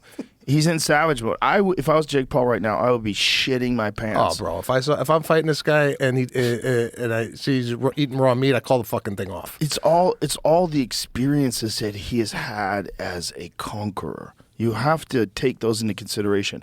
When a man has smashed men before, just smashed men, like when no one can stand in front of him, that is in his mind still. That's in there. There's a dark chamber in his mind that he can open up. Yeah. And I think he's got it open. The question is, can his body move along with it? But that part of his mind, like you're clearly seeing, he's terrifying when he's in the zone. I changed the shape of the table because of him. This table was we had the table that was this size at the old studio, and at the new studio, I was like, maybe we'll make the table smaller. It'll be more intimate. It'll be closer to the guests. So we had Mike Tyson in when he was 300 pounds. And he was just eating and having fun and smoking weed. He goes, I don't even work out. He goes, if I work out, it'll excite myself. It'll excite my ego. And then I don't like that person. So he just decided that he was just going to be chill Mike Tyson. And then he got this offer to fight Roy Jones Jr. Yeah. So he gets in insane shape. And the next time I see him, the second podcast we do, Mike now weighs 230 pounds, and he's got these muscles in his forearms. So he's sitting there, and he's a different human. He's so intense that I was like, if this table was closer to him, I would be nervous. Like, I wouldn't be able to do my best job as a podcaster. I literally, the reason why this table is this width is the second podcast I did with Mike Tyson. Even Jamie, when Mike left, Jamie's like, that's a different person. It's a totally different person, right? I was nervous the whole time. I was so glad I was close to the door. Hoping he went for you he was first. so intense. He was so intense. And that was a fight with Roy Jones Jr., where he just decided, to have one more Legends fight. And he got, like, look at him. Dude, he's just... What the hell? What do you mean? You're getting excited. Raw meat. Like, seriously, Mike. Oh, you got both things playing at the same time. Hold on a second. You had animosity towards, so when you could finally get your hands on them. Hey, what does it mean when fighting gets you erect? What does that mean? It's a good question. Gee. It means you're getting excited. Yeah. So that's going through your mind right now. Well, that's how I get when I was a kid, and sometimes I get the twinkle. The twinkle. Yeah. Well, that's what I'm saying. Is like you reached a state as a human being, as a champion, as a ferocious fighter. You reached a state of ability and of accomplishment that very few humans will. I don't know if you can hear him breathing. He's right there, breathing. Yeah. It's like a lion. Listen. Running. When you're hitting the bag, when that heart's beating again. Because I'm firing him up right now. You're Mike motherfucking Tyson. So when you're doing all this shit again, you're still Mike Tyson. Those thoughts have got to be burning inside you again. It's got to be pretty wild. I don't know. It's wild, but I believe it's rightfully so to be that way, and I just know how to. I don't think I mastered, but I just know how to deal with it. I don't let it overwhelm me. No. Well, of course not. It's a strange conversation to have because he was like so focused and so intense. It was almost hard pulling conversation out of him. At any time, did you feel afraid? I'm always afraid when I'm around that guy. Kevin Hart said it best. He goes, "It's like being in a room with a lion." Like even if the lion is like... Jamie Foxx's old joke is like someone let a pit bull let loose in the room and they don't know whose it is. And then Jamie's got to play him in a movie, which has got to be terrifying. Like, don't piss that guy off. I never talk like that. Oh, sorry, sir. I'm curious. I'm gonna watch the fight. We're all gonna watch the fight. Yeah. I'm gonna watch it. I mean, it's a brilliant move by Jake, because like if he was gonna fight anybody else, people would watch, but would the same amount of people watch? No. This is the one. And this is the one where the old heads are all sitting around like going, well, fucking wait till he gets a hold of Mike Tyson. Boy, he's going to regret that. And all the old guys are like pulling for him like, Come on, Mike. Come on. One more. You got one more in you. Well, I think we see a different Mike Tyson than we did when he fought Roy Jones, right? I think the Roy Jones fight, they made an agreement not to punch in the head. I'm pretty sure. Because I watched that fight carefully many times. And it never looked like he was targeting Roy's head, which makes sense why Roy agreed to do the fight. Mm-hmm. I think they probably made an agreement. It would be like a real boxing match, but just don't knock me out. Because Roy's a smaller person, much smaller. Yeah. Roy was at his very best when he was 168 pounds. And then when he was weighing 175 pounds, he didn't even have to cut weight. He was playing. Roy famously played a basketball game, a full basketball game, the day of his fight. Wow. Played a basketball game, and then went and boxed the face off of somebody for 12 rounds. Wow. That's how good Roy was in his prime. But Roy was 168 pounds in his prime. He wasn't Mike Tyson size. Mike Tyson's fucking enormous. He's just a different mass. He's the width, the density. It's terrifying. And if they're older guys, I could imagine them making an agreement. Because if you watch the highlights, Mike never punches him in the face. And even if they do punch each other in the face, it seems like it's just like jabs and small punches. It does, like almost like sparring shots. It's not like anybody's like really like winding up, but really like throwing everything at it. This fight doesn't have that stipulation? No, I do not believe that's the case. I think this fight is going to be a real full-bore, 100% fight. It's not even an exhibition. It counts on their professional record, so it's a professional fight. Oh, okay. Yeah. Is it 8 rounds? I think it's 8 2-minute rounds, but They made it 2-minute rounds because Tyson's old. And they were going to do 16-ounce gloves, but they're down to 14, I believe. Is that the case? I think they're 14-ounce gloves, which is not much bigger than a regular glove. Regular glove is 10 ounces in the heavyweight division, 6 ounces in lighter divisions. I think they use 8 in some divisions too. But most like big guys use 10-ounce gloves. Yeah, it's again, talk about the change of entertainment, even in the boxing world. We interviewed Dana White on our podcast, and he's got, I'm sure you're aware of the slapping thing, right? Yeah. Now, is that just if I slapped you right now? Right. Is that different than taking a punch? Not at all. No, it's terrible for you. Yeah, they're basically agreeing to brain damage. They're agreeing to let each other get slapped in the head. Because you have to get slapped. You have to stand there and get slapped. And the only thing that could save you is if your slap is so good and you win the coin toss or whatever the fuck they do to decide who slaps who first. Yeah. You slap that guy unconscious and then it's over. And it happens. Guys get slapped unconscious. I mean, you're literally taking a full-on blow to the face. Your hand can hit pretty hard. If you just think of that. Yeah. Try doing that with your knuckles. That's hard to do. It hurts. Yeah. It doesn't hurt at all when you do that. You can slam. So you could really fucking slap someone. Guys have knocked guys out slapping them many times. It's not hard to knock. You could KO someone. Bas Rutten was one of the all-time greats in MMA, and he started his fighting in an organization called Pancrase. And Pancrase in Japan, this is the early days, but like as the UFC was just emerging, they started doing fights with no gloves on, but they said instead of punching, you could only slap. So what Bas Rutten, he's got very flexible wrists, so he would pull his hands way back like this, and he was basically just punching you with the palm of his hands.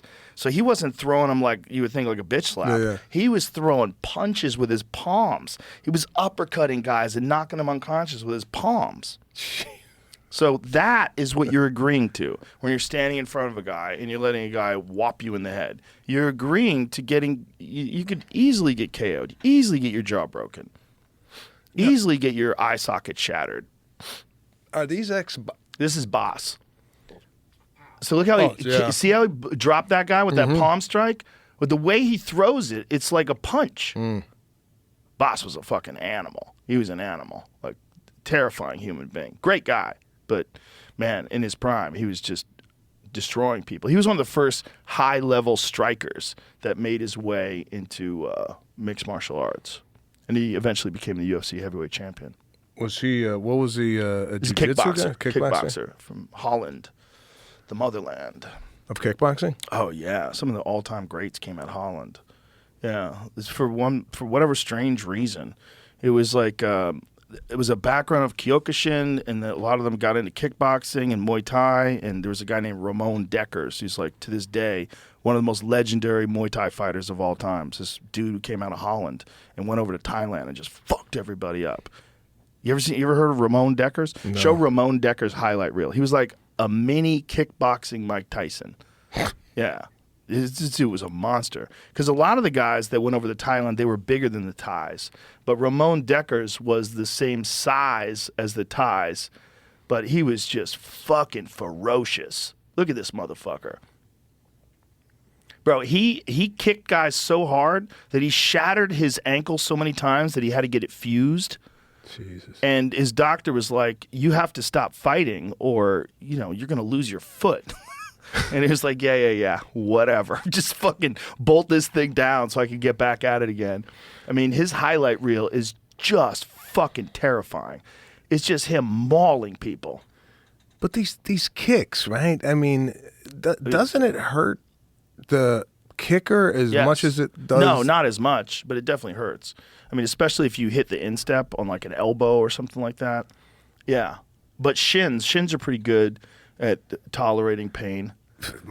Joe, come on. I mean, I hit my shin on my bed frame. I'm down. Yeah. That's just. Well, you get conditioned. You get conditioned to the point where you can bang your shin against things. It doesn't even hurt. Don't these guys train on trees? Yeah, they train on banana trees. Come Yeah, on, they man. kick, in Thailand, they'll kick banana trees. But banana trees are pretty soft. You can kick a banana tree. And they give out. They give a little bit when you hit them. It's not like a regular tree. I've never seen a banana tree. Have you been around? I've been around a banana of tree in course you have. Thailand. I kicked one just to see what it was like because I've seen a lot of videos of these guys kicking them. Yeah, it's not the worst thing to kick. It gives a little bit. So there it Look is. at this. See? Because it gives. Oh, yeah. See how it gives when he's kicking it? It's flexible. Like you could actually train on a banana tree. It's not a bad thing to train on. Let's get that right in half. Yeah, see, it moves. It's really not that much different than a heavy bag. It just looks crazy because you're like, oh my God, he's kicking a tree. Yeah. But there's heavy bag. Like we have a heavy bag out there in the gym that's my friend Kevin Ross gave it to me, and it's filled with sand, and that's just to condition your shins. That one's horrible. That one you kick, it's like, oh. What are they normally? Usually it's cushioning, like there's foam, and then it depends on what the stuffing is. Sometimes they stuff it with rags and cloth and stuff like that. And the whole idea is it's really packed down tight and it's heavy, so it's like 130, 150 pounds. And it's long, and you could do leg kicks on it. But the sand one is just hard as a rock. It's just thud. And you do that just to condition your shins. That's the one you practice on just to condition yourself. Yeah, I wish I could do some of this stuff with I've always wanted to get into a fighting just for self-defense, right? But I have detached my biceps, so I have holes in my my arm. I have no bicep. Well, I have a bicep, but just not the short one is gone. How did it detach? Woke up and no bicep. What? Really? Yeah. Nothing happened? There's no trauma that I could pinpoint that this happened. Now, I have kids. I was putting them in the car. Maybe you it came felt from something? No, I didn't feel nothing. Really? Looking in the mirror one day, and brought my wife over. I go, is there a hole in my arm? It's nuts. Now, I'll show you. Let me see. Oh, wow. I've seen guys have that before. My friend Matt Serra has that. He has like his bicep, when he makes a bicep, like half of it is missing. Okay.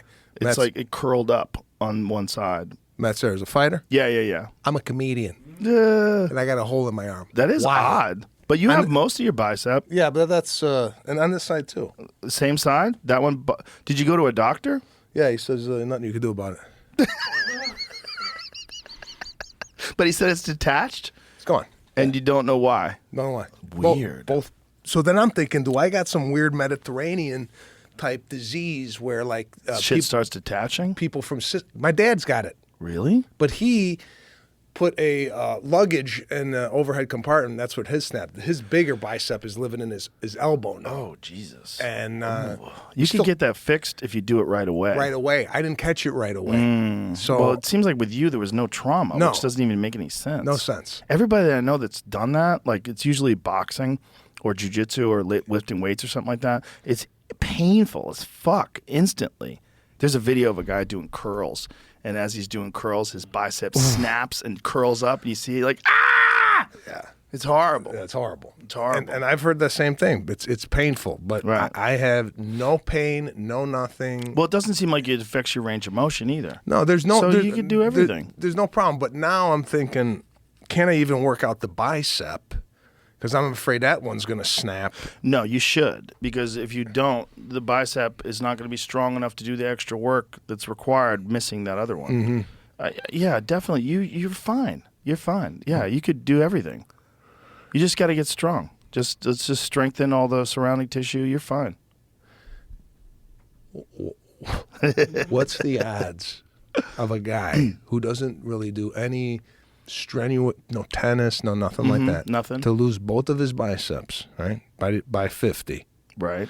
And now I got it in my head that everything's gonna fall apart. Everything's gonna snap. Yeah, but you haven't lost your biceps. Your biceps are there. Yeah. It's like whatever that other thing is that attaches. That's not there anymore. But I don't think you need that. I think you're fine. I wouldn't worry about it. Legitimately, I wouldn't worry about it. All right. I would just start working out. I would just like get really into like strengthening everything around it. That's what especially since you can't fix it. Can't fix it. But Matt does everything. I mean, Matt is a black belt in jiu-jitsu, and his biceps way worse than yours. His is pulled all the way up to the top. So like at the bottom, like when you make a muscle like this part, he doesn't have this part. Yeah. It's just flat. Yeah, it's my dad. And there's like a little bit up here. I've seen a bunch of people who have that. Okay. That's a common thing. Yeah. I'm just shocked that it happened so early in life. That it doesn't make sense that it didn't hurt at all. That seems weird. Strange. But you seem like you have full range of motion. If you just keep I'm everything golfing. strong. I'm active. Don't worry about it. But I used to love biceps. I'm Italian. They're so still like, there. Listen, alone in a mirror with the shirt off. You don't like it? No. Looks weird? Used to love doing biceps. You used to love like to that. stare at yourself? Yeah, doing biceps. That was my favorite exercise. That's Get the funny. thing and oh yeah. I literally never do that. I never do biceps. Ever. Well, growing up, that's what we always used to do. Right. 20s, 30s, 40s. We doing it at buys. Right. And curls for the girls. Curls for the girls, man. Right. And now I got holes in my arm. I don't think it'll affect you. I bet you could still do bicep curls no problem at all. I bet your biceps will grow. I don't think it's a problem. I don't think it's a problem. Okay. I don't know what happened. I don't understand it. It seems weird. And maybe I feel like it happened when you were way younger. You just didn't notice it. Maybe as you got older, your body changed. No. Nothing? No, it's such a dramatic aesthetic. I mean, aesthetically, you would have. So you just noticed it one day? One day doing my hair. Weird. Dropped my arms, looked in the mirror. I said, I thought it was a shadow from the thing. I go, oh, that must be a shadow. But no, there's a hole. It's a hole. And I didn't catch it in time, and now I'm walking around with no biceps. That's so strange. But you do have biceps. Well, yeah. You're missing one of those things. One of the I don't one think of the it's a big biceps. deal. Okay. You didn't need it, obviously. You weren't using it. Yeah. Fell apart. Gave like up. It's like an appendicitis. Yeah, You it's get like rid this of it guy and isn't even fucking still interested walk in this around. muscle. It just quit on you. Do you have a trainer? Yeah. So how often do you work out? I do about 3 or 4 days with the trainer, and then I do 2 days Pilates. Oh, nice. Which has helped my sciatica. So I started 3 months ago. I have had sciatica 2.5 years, affecting everything, including my comedy, because I'm physical. I like to move, but the pain was relentless. And I'm like, I didn't want to get the surgery. Was it a discectomy that they're trying to get you to do? It was spinal. I don't know what exactly, because I don't listen. And I don't know anything as far as like the research. Right. The guy told me what it was. I'm like, okay, one ear out the other. Right.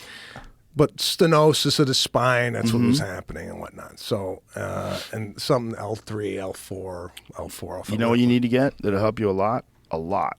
There's a thing called the DEX. It's one of those teeter products where you hook your legs to this thing and you lean your body forward. You know those ones you hang by your ankles? Those are good. Those are really good. They're great for a lot of reasons, but this one is my favorite for low back decompression. This thing right here. We have one out there. I'll show it to you. It's called the DEX, DEX2. It's an inversion and core training system. But the thing that it does the best is when your legs are supported, you know, you could do like back extensions and stuff on it, but I really don't use it for that. Mostly what I use it for is just decompressing.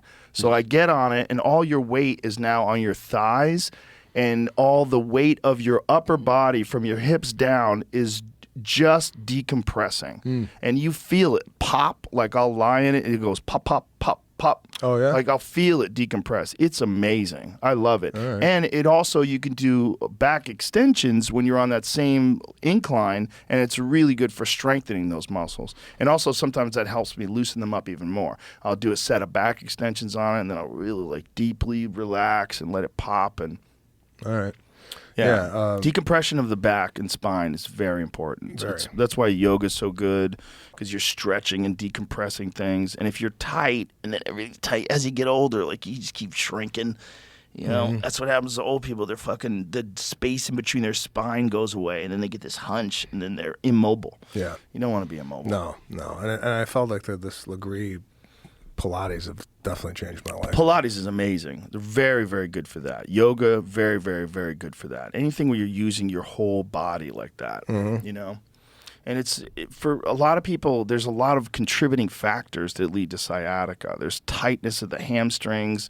There's tightness of the upper quads that also affects your lower back and compresses everything. Like when I have back pain, one of the things that I do is I sit on my heels and I lean all the way back. So with my legs bent, and it really stretches out my upper legs, my thighs, my quads. And when I do that, I feel it in my lower back. Like I feel my lower back relaxing. Yeah. Like I feel it stretching out. And then I'll do a bunch of other different exercises like that. But that's what keeps me from having back pain. Yeah, the importance of stretching, I've found, is It's huge. huge. It's huge. And everybody's lazy. Nobody wants to stretch. Even me. Even when I get done with a workout, I'm like, I could stretch. I should stretch. But I want to go eat. And sometimes I'll just go eat. Yeah. But most of the time I stretch. And when I do, I always feel way better. Like before a big show, I always stretch. Always. In the back? Yeah. I just lay down on the floor and start stretching. And when I do that, it's like everything just feels better. Yeah. Because the physical tension that you carry in your body, if you can mitigate some of that, you feel looser. You get out there, you feel loose. It's just age really crept up on me. Oh, it's a motherfucker. Really crept up on me. It's a motherfucker. So I'm doing all I can to kind of combat that. How old are you now? 50. When you see guys that are 50 that don't take care of themselves, though, you see the difference? Mm-hmm. That's scary. Yeah. That's scary when a guy's never taking care of himself and then he's 50. And you realize, okay, you're in a state of total. I could pull your arm apart. I could just grab your arm and pull it away from your shoulder socket. There's nothing keeping that thing in there. Like you're made out of Jello. Yeah. Your body doesn't have any need to be strong because it never gets used. So your body just deteriorates into this like sunken lump. And now you're in pain all the time. And now you got problems all the time. Now you don't have fucking energy to do things that you want to do. For me, the whole thing is mitigating mental illness, like mitigating anxiety and stress and anger. Get that out, clean your mind out, and then make sure you have energy. Mm-hmm. The only way you can get things done is if you have fucking energy, especially like writing. Like people don't consider writing a physical health thing. But if you're tired, you're not going to write as good. You're not going to have the enthusiasm. You're not going to have the energy. It's like for everything, you need energy. Yeah. And there's only one way to get that. You have to have a healthy body. You have to. It's like a part of the job. It should be a part of the job. I try to tell it to fat comedians. I'm like, I know you're great, but look, we lost Patrice when he was in his 40s. If Patrice was alive today, he'd have the #1 podcast in the world. If Patrice was alive today, he'd be selling out arenas. Mm-hmm. We lost him because he just didn't take care of himself. That's it. It's the only reason why. No, it's super important, not only for the comedy, but even looking at my kids now. I'm an older father, so I want to do those things with my kids, whether it be skiing. Right, like have fun. They went skiing, we went skiing in December, and my wife loves skiing, and of course, I'm at the fucking bottom of the hill waiting for the. I'm you know what I've become, or was becoming. Say hi to Daddy. You know, like we go to Disneyland. They're on the rides. You don't do the rides? Oh, fuck no. I never did rides. I throw up in my lap if I do these rides. Really? Yeah. All of them? Yeah. No Space Mountain? No.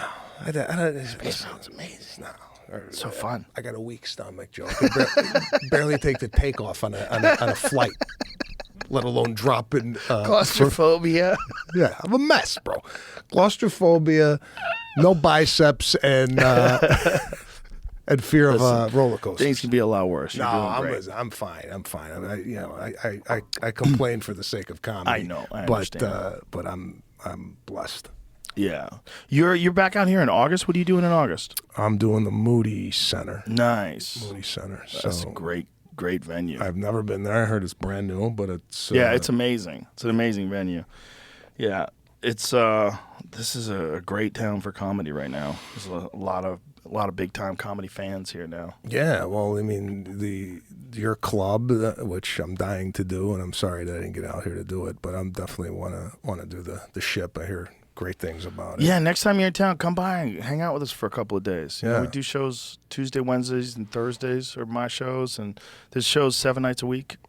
Great. Yeah, I want to make it more of a meal next time I come out. Yeah. This is kind of an in and out thing. I want to utilize the.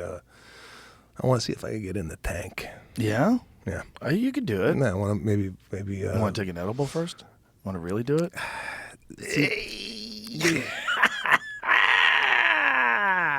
No.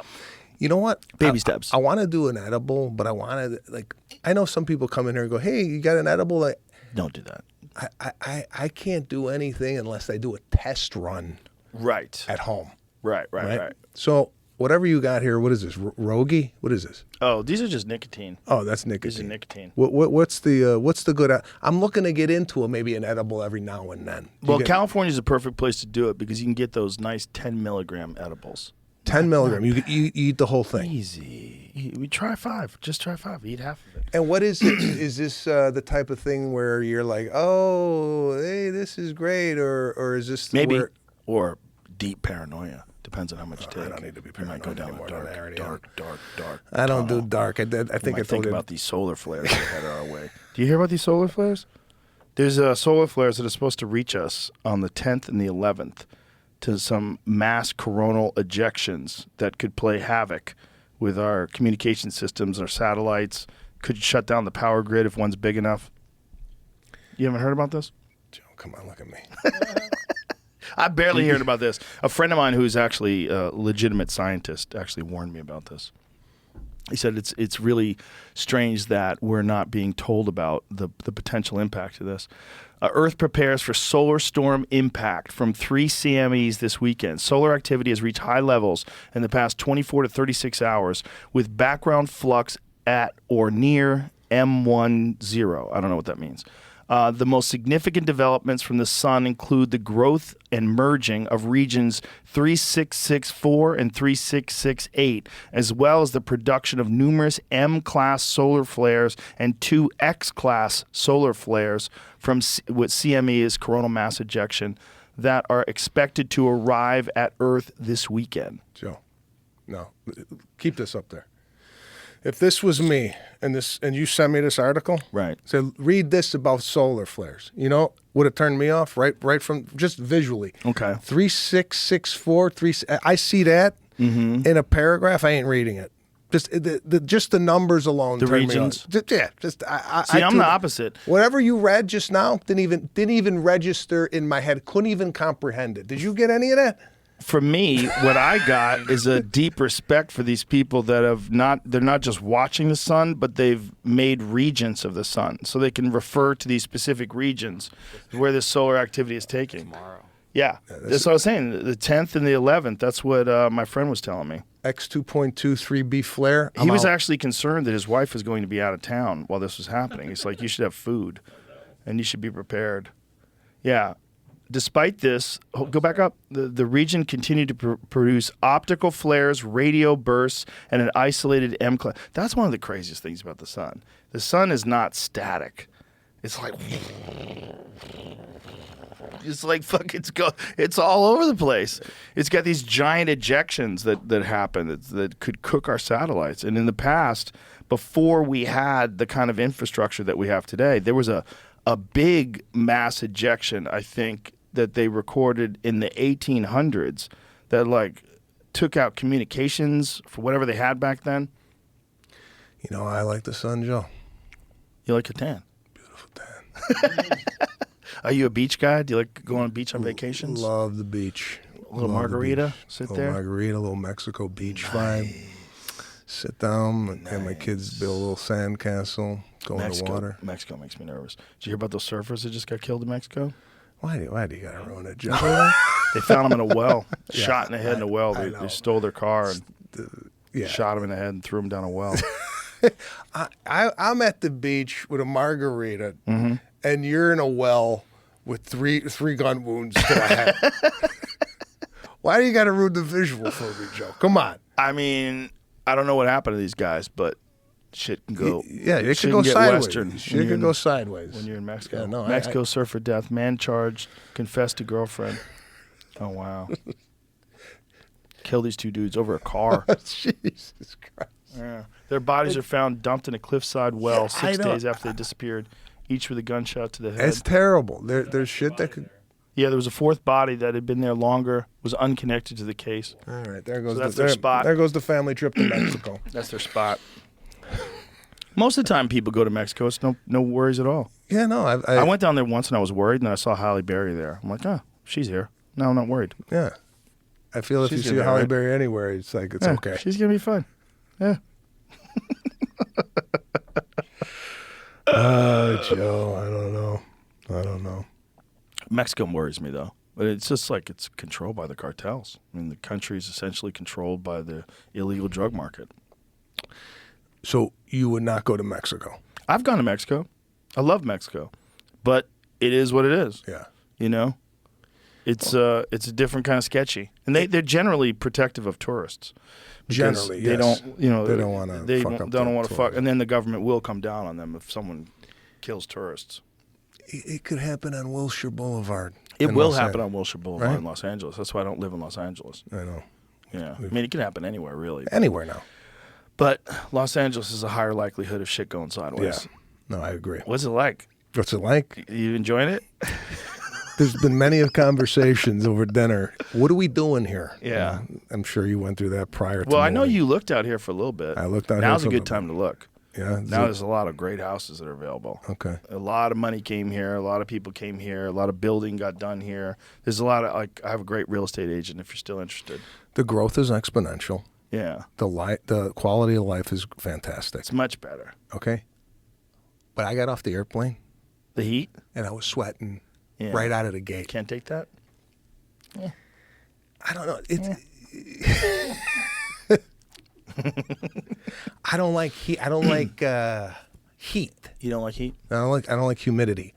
So that is a big factor of moving anywhere, whether it be Florida, Texas. Los Angeles gets pretty fucking hot, dude. It does get hot. I'm not saying it doesn't. I'm just saying this is like a different kind of heat for me. It's a wet heat. It's uncomfortable. Yeah, it's better right? for your skin though. But maybe. And we've often tossed around, is Los Angeles the place for us? With me is I got a family there. I got my mother there. My sister's there. What about San Diego? Nah. No? No, not a big San Diego guy. Really? No. I love it down there. I love Florida. Florida's great too. I Thought really- about there? I have family in Naples, Hot as Florida. fuck. Hot as fuck, though. Yeah, hotter than here. Yeah, I feel like if you go to one of these places that People have are a hot dumber, summer, too. they're dumber in Florida? Yeah, they're dumber. Okay. I'll fit Generally, I'll fit right in. there's some brilliant people in Florida. Don't get me wrong, but I would if you had to do like a statewide IQ test, it might be disturbing. Yeah? Oh yeah. A lot of people escaped to go to Florida. yeah, Florida's a place where people ran from their past. I just feel like if I go to Florida, I'm running from paying an exorbitant amount of money in taxes. That's true too. And quality of life might be better. It would be better, and that's Texas too. Texas doesn't have state taxes either. Yeah, California has 14%, which is insane. It's insane. It's so high. This morning I took a beautiful walk along your what is this, a river you guys got running through the city? Lady Bird Lake. Yeah. Lady Bird Lake, right? Read Yeah. about the bats Yeah. and had a night and just let people hello and it's nice. It's a nice vibe out there. I'm not gonna lie. But But I'm rooted over there. So yeah, I was rooted too. Yeah, I know. Yeah, but it's not worth it. It's not worth it to be rooted in a place that sucks. I It's understand. just the conflict, the feeling like, why am I still here? I don't have any of that here. That I had that feeling for a while in LA, even Yeah. before the pandemic. I'm like, do I really need to be here? But I just didn't know another way to do it. It was like there's no other way to do everything that I want to do. Podcast, comedy. I'm in LA. This is like, I guess this is where I live. From the time you started to think about moving to the time you moved, what was that years wise? I've been thinking about it for a long time. You know, I lived in Colorado for a little bit in 2009, but I had been thinking about it for a while, but it didn't seem possible. But then when the pandemic hit, it was like, okay, the whole world is different now. Now you got to move. Like, you got to get the fuck out of here, because LA was going sideways. And I'm of the opinion that once things start going bad, it takes a long time, especially in a Democrat-controlled state. It takes a long time for things to turn around, if they turn around at all. And everybody has this idea of, oh, this is L.A. L.A.'s like that. I'm like, no, it's not like that anymore. They're burning cop cars in the middle of the street, looting businesses. They're letting people do it. There's smash and grabs. They're just telling you can't shop after 6 p.m. This is madness. Yeah. We got to get the fuck out of here. That was my take. My take was like, this is not the same L.A. anymore. You don't stay in your house while it's on fire just because, like, but it's my house. No, it's on fire. You got to get out. No, so that was my take. And the family was on board? Yeah, they loved it. All right. Well, the kids were young enough. You know, my youngest were 10 and 12 when we came here. And we got them to my real estate agent. She's brilliant. She took us to the lake. And the girls were on a boat. We were all hanging out. We were jumping in the water together and swimming. And people were listening to fucking Leonard Skinner. And people were singing and drinking. And it was like everybody was having fun. And there was no masks. Whereas in L.A., everyone was like terrified and locked down. And so this was in May of 2020. It was only 2 months into the pandemic, and I was already trying to get out. And then by August, I was already here. I was like, fuck you guys. And then by October, Dave and I started doing shows. We started doing shows at Stubbs. And then November, we started doing indoor shows here. Like, Jesus Christ. And then it was crazy. And then the influx, everybody started moving here. Segura moved here. Tony Hinchcliffe moved here. Brian Simpson moved here. Derek Poston, Asan Ahmad, they moved here. William Montgomery moved here. Ron White was already here. Duncan Trussell moved here. Tim Dillon moved here. It just started getting crazy. Yeah. Joe DeRosa just got a spot here. Joey's coming next week. It's been amazing. But it had, all those things had to like take place in the exact right order. It's almost like you had to hit every green light on the road. It's just all the things had to happen the right way to be able to happen. Yeah. To make what actually took place. It's kind of crazy. It is nuts that this place, I mean, I just looked around the city. I mean, the amount of buildings that are going up is crazy. The only thing I do see, do you think the infrastructure of the city can withstand the amount of people here, like the roads and the traffic? And they're doing work on that. They're expanding things. There's going to be growing pains for sure. There's obviously a lot more traffic now than there was 10 years ago. But it had always been growing. Yeah. Because I remember, my business On It was out here, and so we were coming out here for On It, and every time I would come out, like over the years, I'd notice like traffic was picking up more and more before the pandemic. But then during the pandemic, obviously there was a mass influx of people like, we're getting the fuck out of California, and that was the biggest factor. I'm not arguing with you, Joe. It's a great move. I know. It just takes, you have to decide, because no place is going to be like, oh my God, this is perfect. Yeah. Every place is going to come with a thing. But this thing is like also like way cheaper. It's way cheaper to live here. Yeah. You get more for your money if you're trying to buy a house, and your state taxes are non-existent, which is just way better. That's beautiful. Because, look, if California was perfect and I had to pay a lot of money, but they kept the streets clean and there was no crime and everybody's having a good time and there's great schools and great social programs, like this feels good. Of like I'm spending a lot of money in taxes, but man, I live in a fucking utopia. Yeah. I love it. It doesn't feel like that at all. No. It feels like you're getting fucked by people who tell you they're going to fuck you and they have to fuck you. And if you don't want to get fucked, you're a part of the problem. Yeah. Like, oh. Okay, I gotta get out of here. I don't feel like that here, though. Well said. I don't feel like that here. I don't feel like that when I'm in Nashville. I don't feel like that when I'm in Florida. I think there's parts of this country that haven't lost their fucking minds, and people gravitate towards those parts where people like realize, like, hey, there's some real need for law and order. There's some real need for rules. There's some real need for, you gotta have your fucking ducks in a row. You can't let psychos take over the school systems and teach nonsense. Like there's a good mixture. And I think Austin's the best mixture because it's a liberal city. It's a very, very progressive city that's surrounded by ranchers. It's surrounded by fucking people in the small towns that are all, you know, driving pickup trucks and shooting signs, and it keeps everything balanced. Yeah, it's a nice balance here. Because even the most liberal people here, they're so much more reasonable than liberal people that I would meet in L.A. Mm-hmm. Liberal people in L.A. were cult members, and they felt like if you weren't on their team, you were some kind of a Nazi, and you know you shouldn't be allowed to vote. You definitely should lose your job. It's a tough place to live, Joe. I'm not gonna argue with you. Yeah. When you come back in August, I'll take you around. Yeah, and it'll be a come good back, time take to me know around. if you hate it, because it'll be hot as fuck. Oh yeah, no, I'm gonna burn my skin off. August but is we're going to be sweaty and hot, but it's beautiful. And the food. Ooh, there's so much good food here, Yeah. Sebastian. There's so much good food. So much good food. No, I come back. We'll do a proper Austin run. All right. Do it for a few days. You got anything to tell people about? Got a major tour, July 11th, called the It Ain't Right tour. It Ain't Right. A lot of stuff in Los Angeles. It ain't right.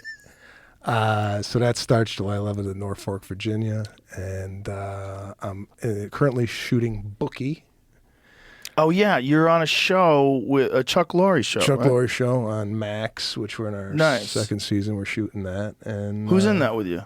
Omar Dorsey's in it, Andrea Anders, Vanessa Ferlito. I've heard good things Or about Zach it. Garcia, I've heard it's a great yeah. show. Really fun show. I want to watch it. Yeah. So it's on Max? It's on Max. We got 8 episodes on there right now, and then Nice. we're filming Boy, that guy Chuck Lorre, that fucking guy's done it all. hits, bro. Hits. Guy Nothing pop- but hits. yeah. My family's addicted to the Big Bang Theory right now. Mm-hmm. So my youngest, my wife, and I watch the Big Bang Theory. I've watched like 100 episodes over the last 4 months. Yeah, it's Fucking crazy. great. I underestimated that show tremendously because I had seen clips online. I'm like, this show sucks. And then you watch it, go, this is a funny show. Yeah. It's a really well-made show. Really great writer, and this is my first TV series, so to have this guy. Really? Yeah. So I did a pilot years ago with Tony Danza playing my dad. Never got off the ground.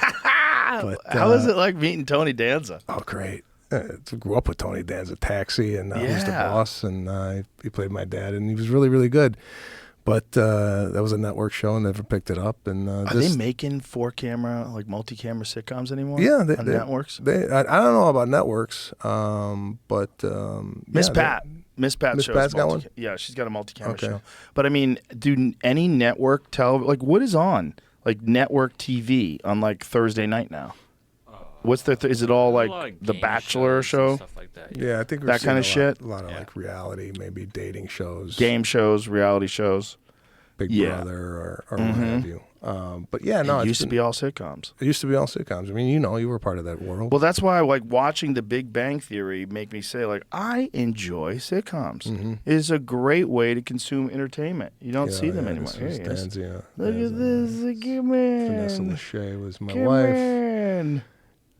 So it was like talk to camera. So I would do a little talk to camera, and then I would pop back into the scene. So the talk to camera for me was like, oh, I could show my comedy a little bit here, and then I would go back into the scene. But yeah, man, I wonder if sitcoms are going to come back. I Maybe. hope they do. If networks are smart, they'll put together some multicam sitcoms because it's still a fun art form. It's still a fun way to consume humor. yeah, it is, and it'll come back. It'll come think so? back. Maybe, I don't know. I don't know either. We'll see. We'll see. Maybe. And also, I have a podcast, Pete and Sebastian Show, which we're now. Say hi to Pete for me. I haven't Yeah. talked to Pete in forever. Pete's a good dude. I can't believe that you said before I saw you here today that I haven't seen you in 4 years. 5. Is it really 5? 2019, I believe, was the last time I was on your show. So But I've seen you since then. I don't Seen thi- you I at don't know. the store I don't in think so. 2019, I think. Before the pandemic, I think I saw you. yeah, that was 2019. It was Right. 5 years ago. Yeah, almost. In March I it'll be. I right? definitely haven't seen you out here. This is my first time Right. definitely out here. But I want to tell you congratulations on all your success. Thank bro. you. Even walking through this place before I came in to know, like, I saw you at the Comedy Store hanging out in the parking lot, and now you got a Now you're floating in a tank in your own warehouse. It's unbelievable. Well, hey, congratulations to you too, because I remember when you first started. I really do. I remember your first struggles at the store. Oh, yeah. And I remember I saw you. I was in Vegas. I was working in Vegas, and I was in my hotel room by myself, flipping through the channels, and I saw your special, and I think it was a Showtime special. And I remember tweeting it. Like, it was fucking great. No, it was great. You actually reached out to me and said, "Hey, man, this is really good stuff." It's funny. Eleanor Kerrigan was on a podcast, and somebody sent it to me, and she's like, "Oh my God, Sebastian was awful, just awful when he first started." Everybody at the Comedy Store knew it. They're like, "How did this guy get past?" And I'm sitting there listening to this, going, "Fuck, I didn't think I was bad." You know, like it's funny, like what you think you are, and what people are saying. I didn't know any of that. I thought, well, the problem was you started out as an open micer at the Comedy Store in Los Angeles, which is crazy. Yeah. That's like learning how to play football with the Giants. Yeah. Like, it's nuts. Like, just the idea behind it is nuts. Like, it's a very, very difficult way to break into comedy. And so everybody's terrible in the beginning. If they'd seen me 6 months in, they're, oh my God, he fucking sucks. Like, how did he get past? I know, but to hear it, hear it was like, oh, wow, I had no idea. And not to even know you suck is awful. Like, I knew I was, like, learning, but I was like, I didn't know people were like, this guy should be pumping gas. So, you know what? I don't know if you've ever had this on your podcast. What are you guys, north of, 2,500 episodes here? Something like that. I drank way too much water, right? Before the podcast? During. Oh, so you got to pee right now real bad. It's unbelievable. Yeah, I see your face. We can wrap this up. The tour, all that, where can the people find the information? SebastianLive.com. Get your tickets to the tour. Get your tickets. It's going to be, and I can't give anything away, but I'm into a lot. I like production at my shows. Not only the comedy, but the experience. So we got beautiful. We got some surprises on the tour. Nice. And coming to Austin, Texas. When is that? August 9th. August 9th. If I'm here, I'm there. All right. I would love to see it. Great to see you again, and congratulations to all your success too. It's been beautiful to watch. Thank you. I'm very happy for you. I appreciate awesome. you having me on your show. My pleasure, brother. Anytime. Next time, let's not wait 4 years. No. Come back in August. We'll do it again. All right. Appreciate you, brother. Bye, everybody.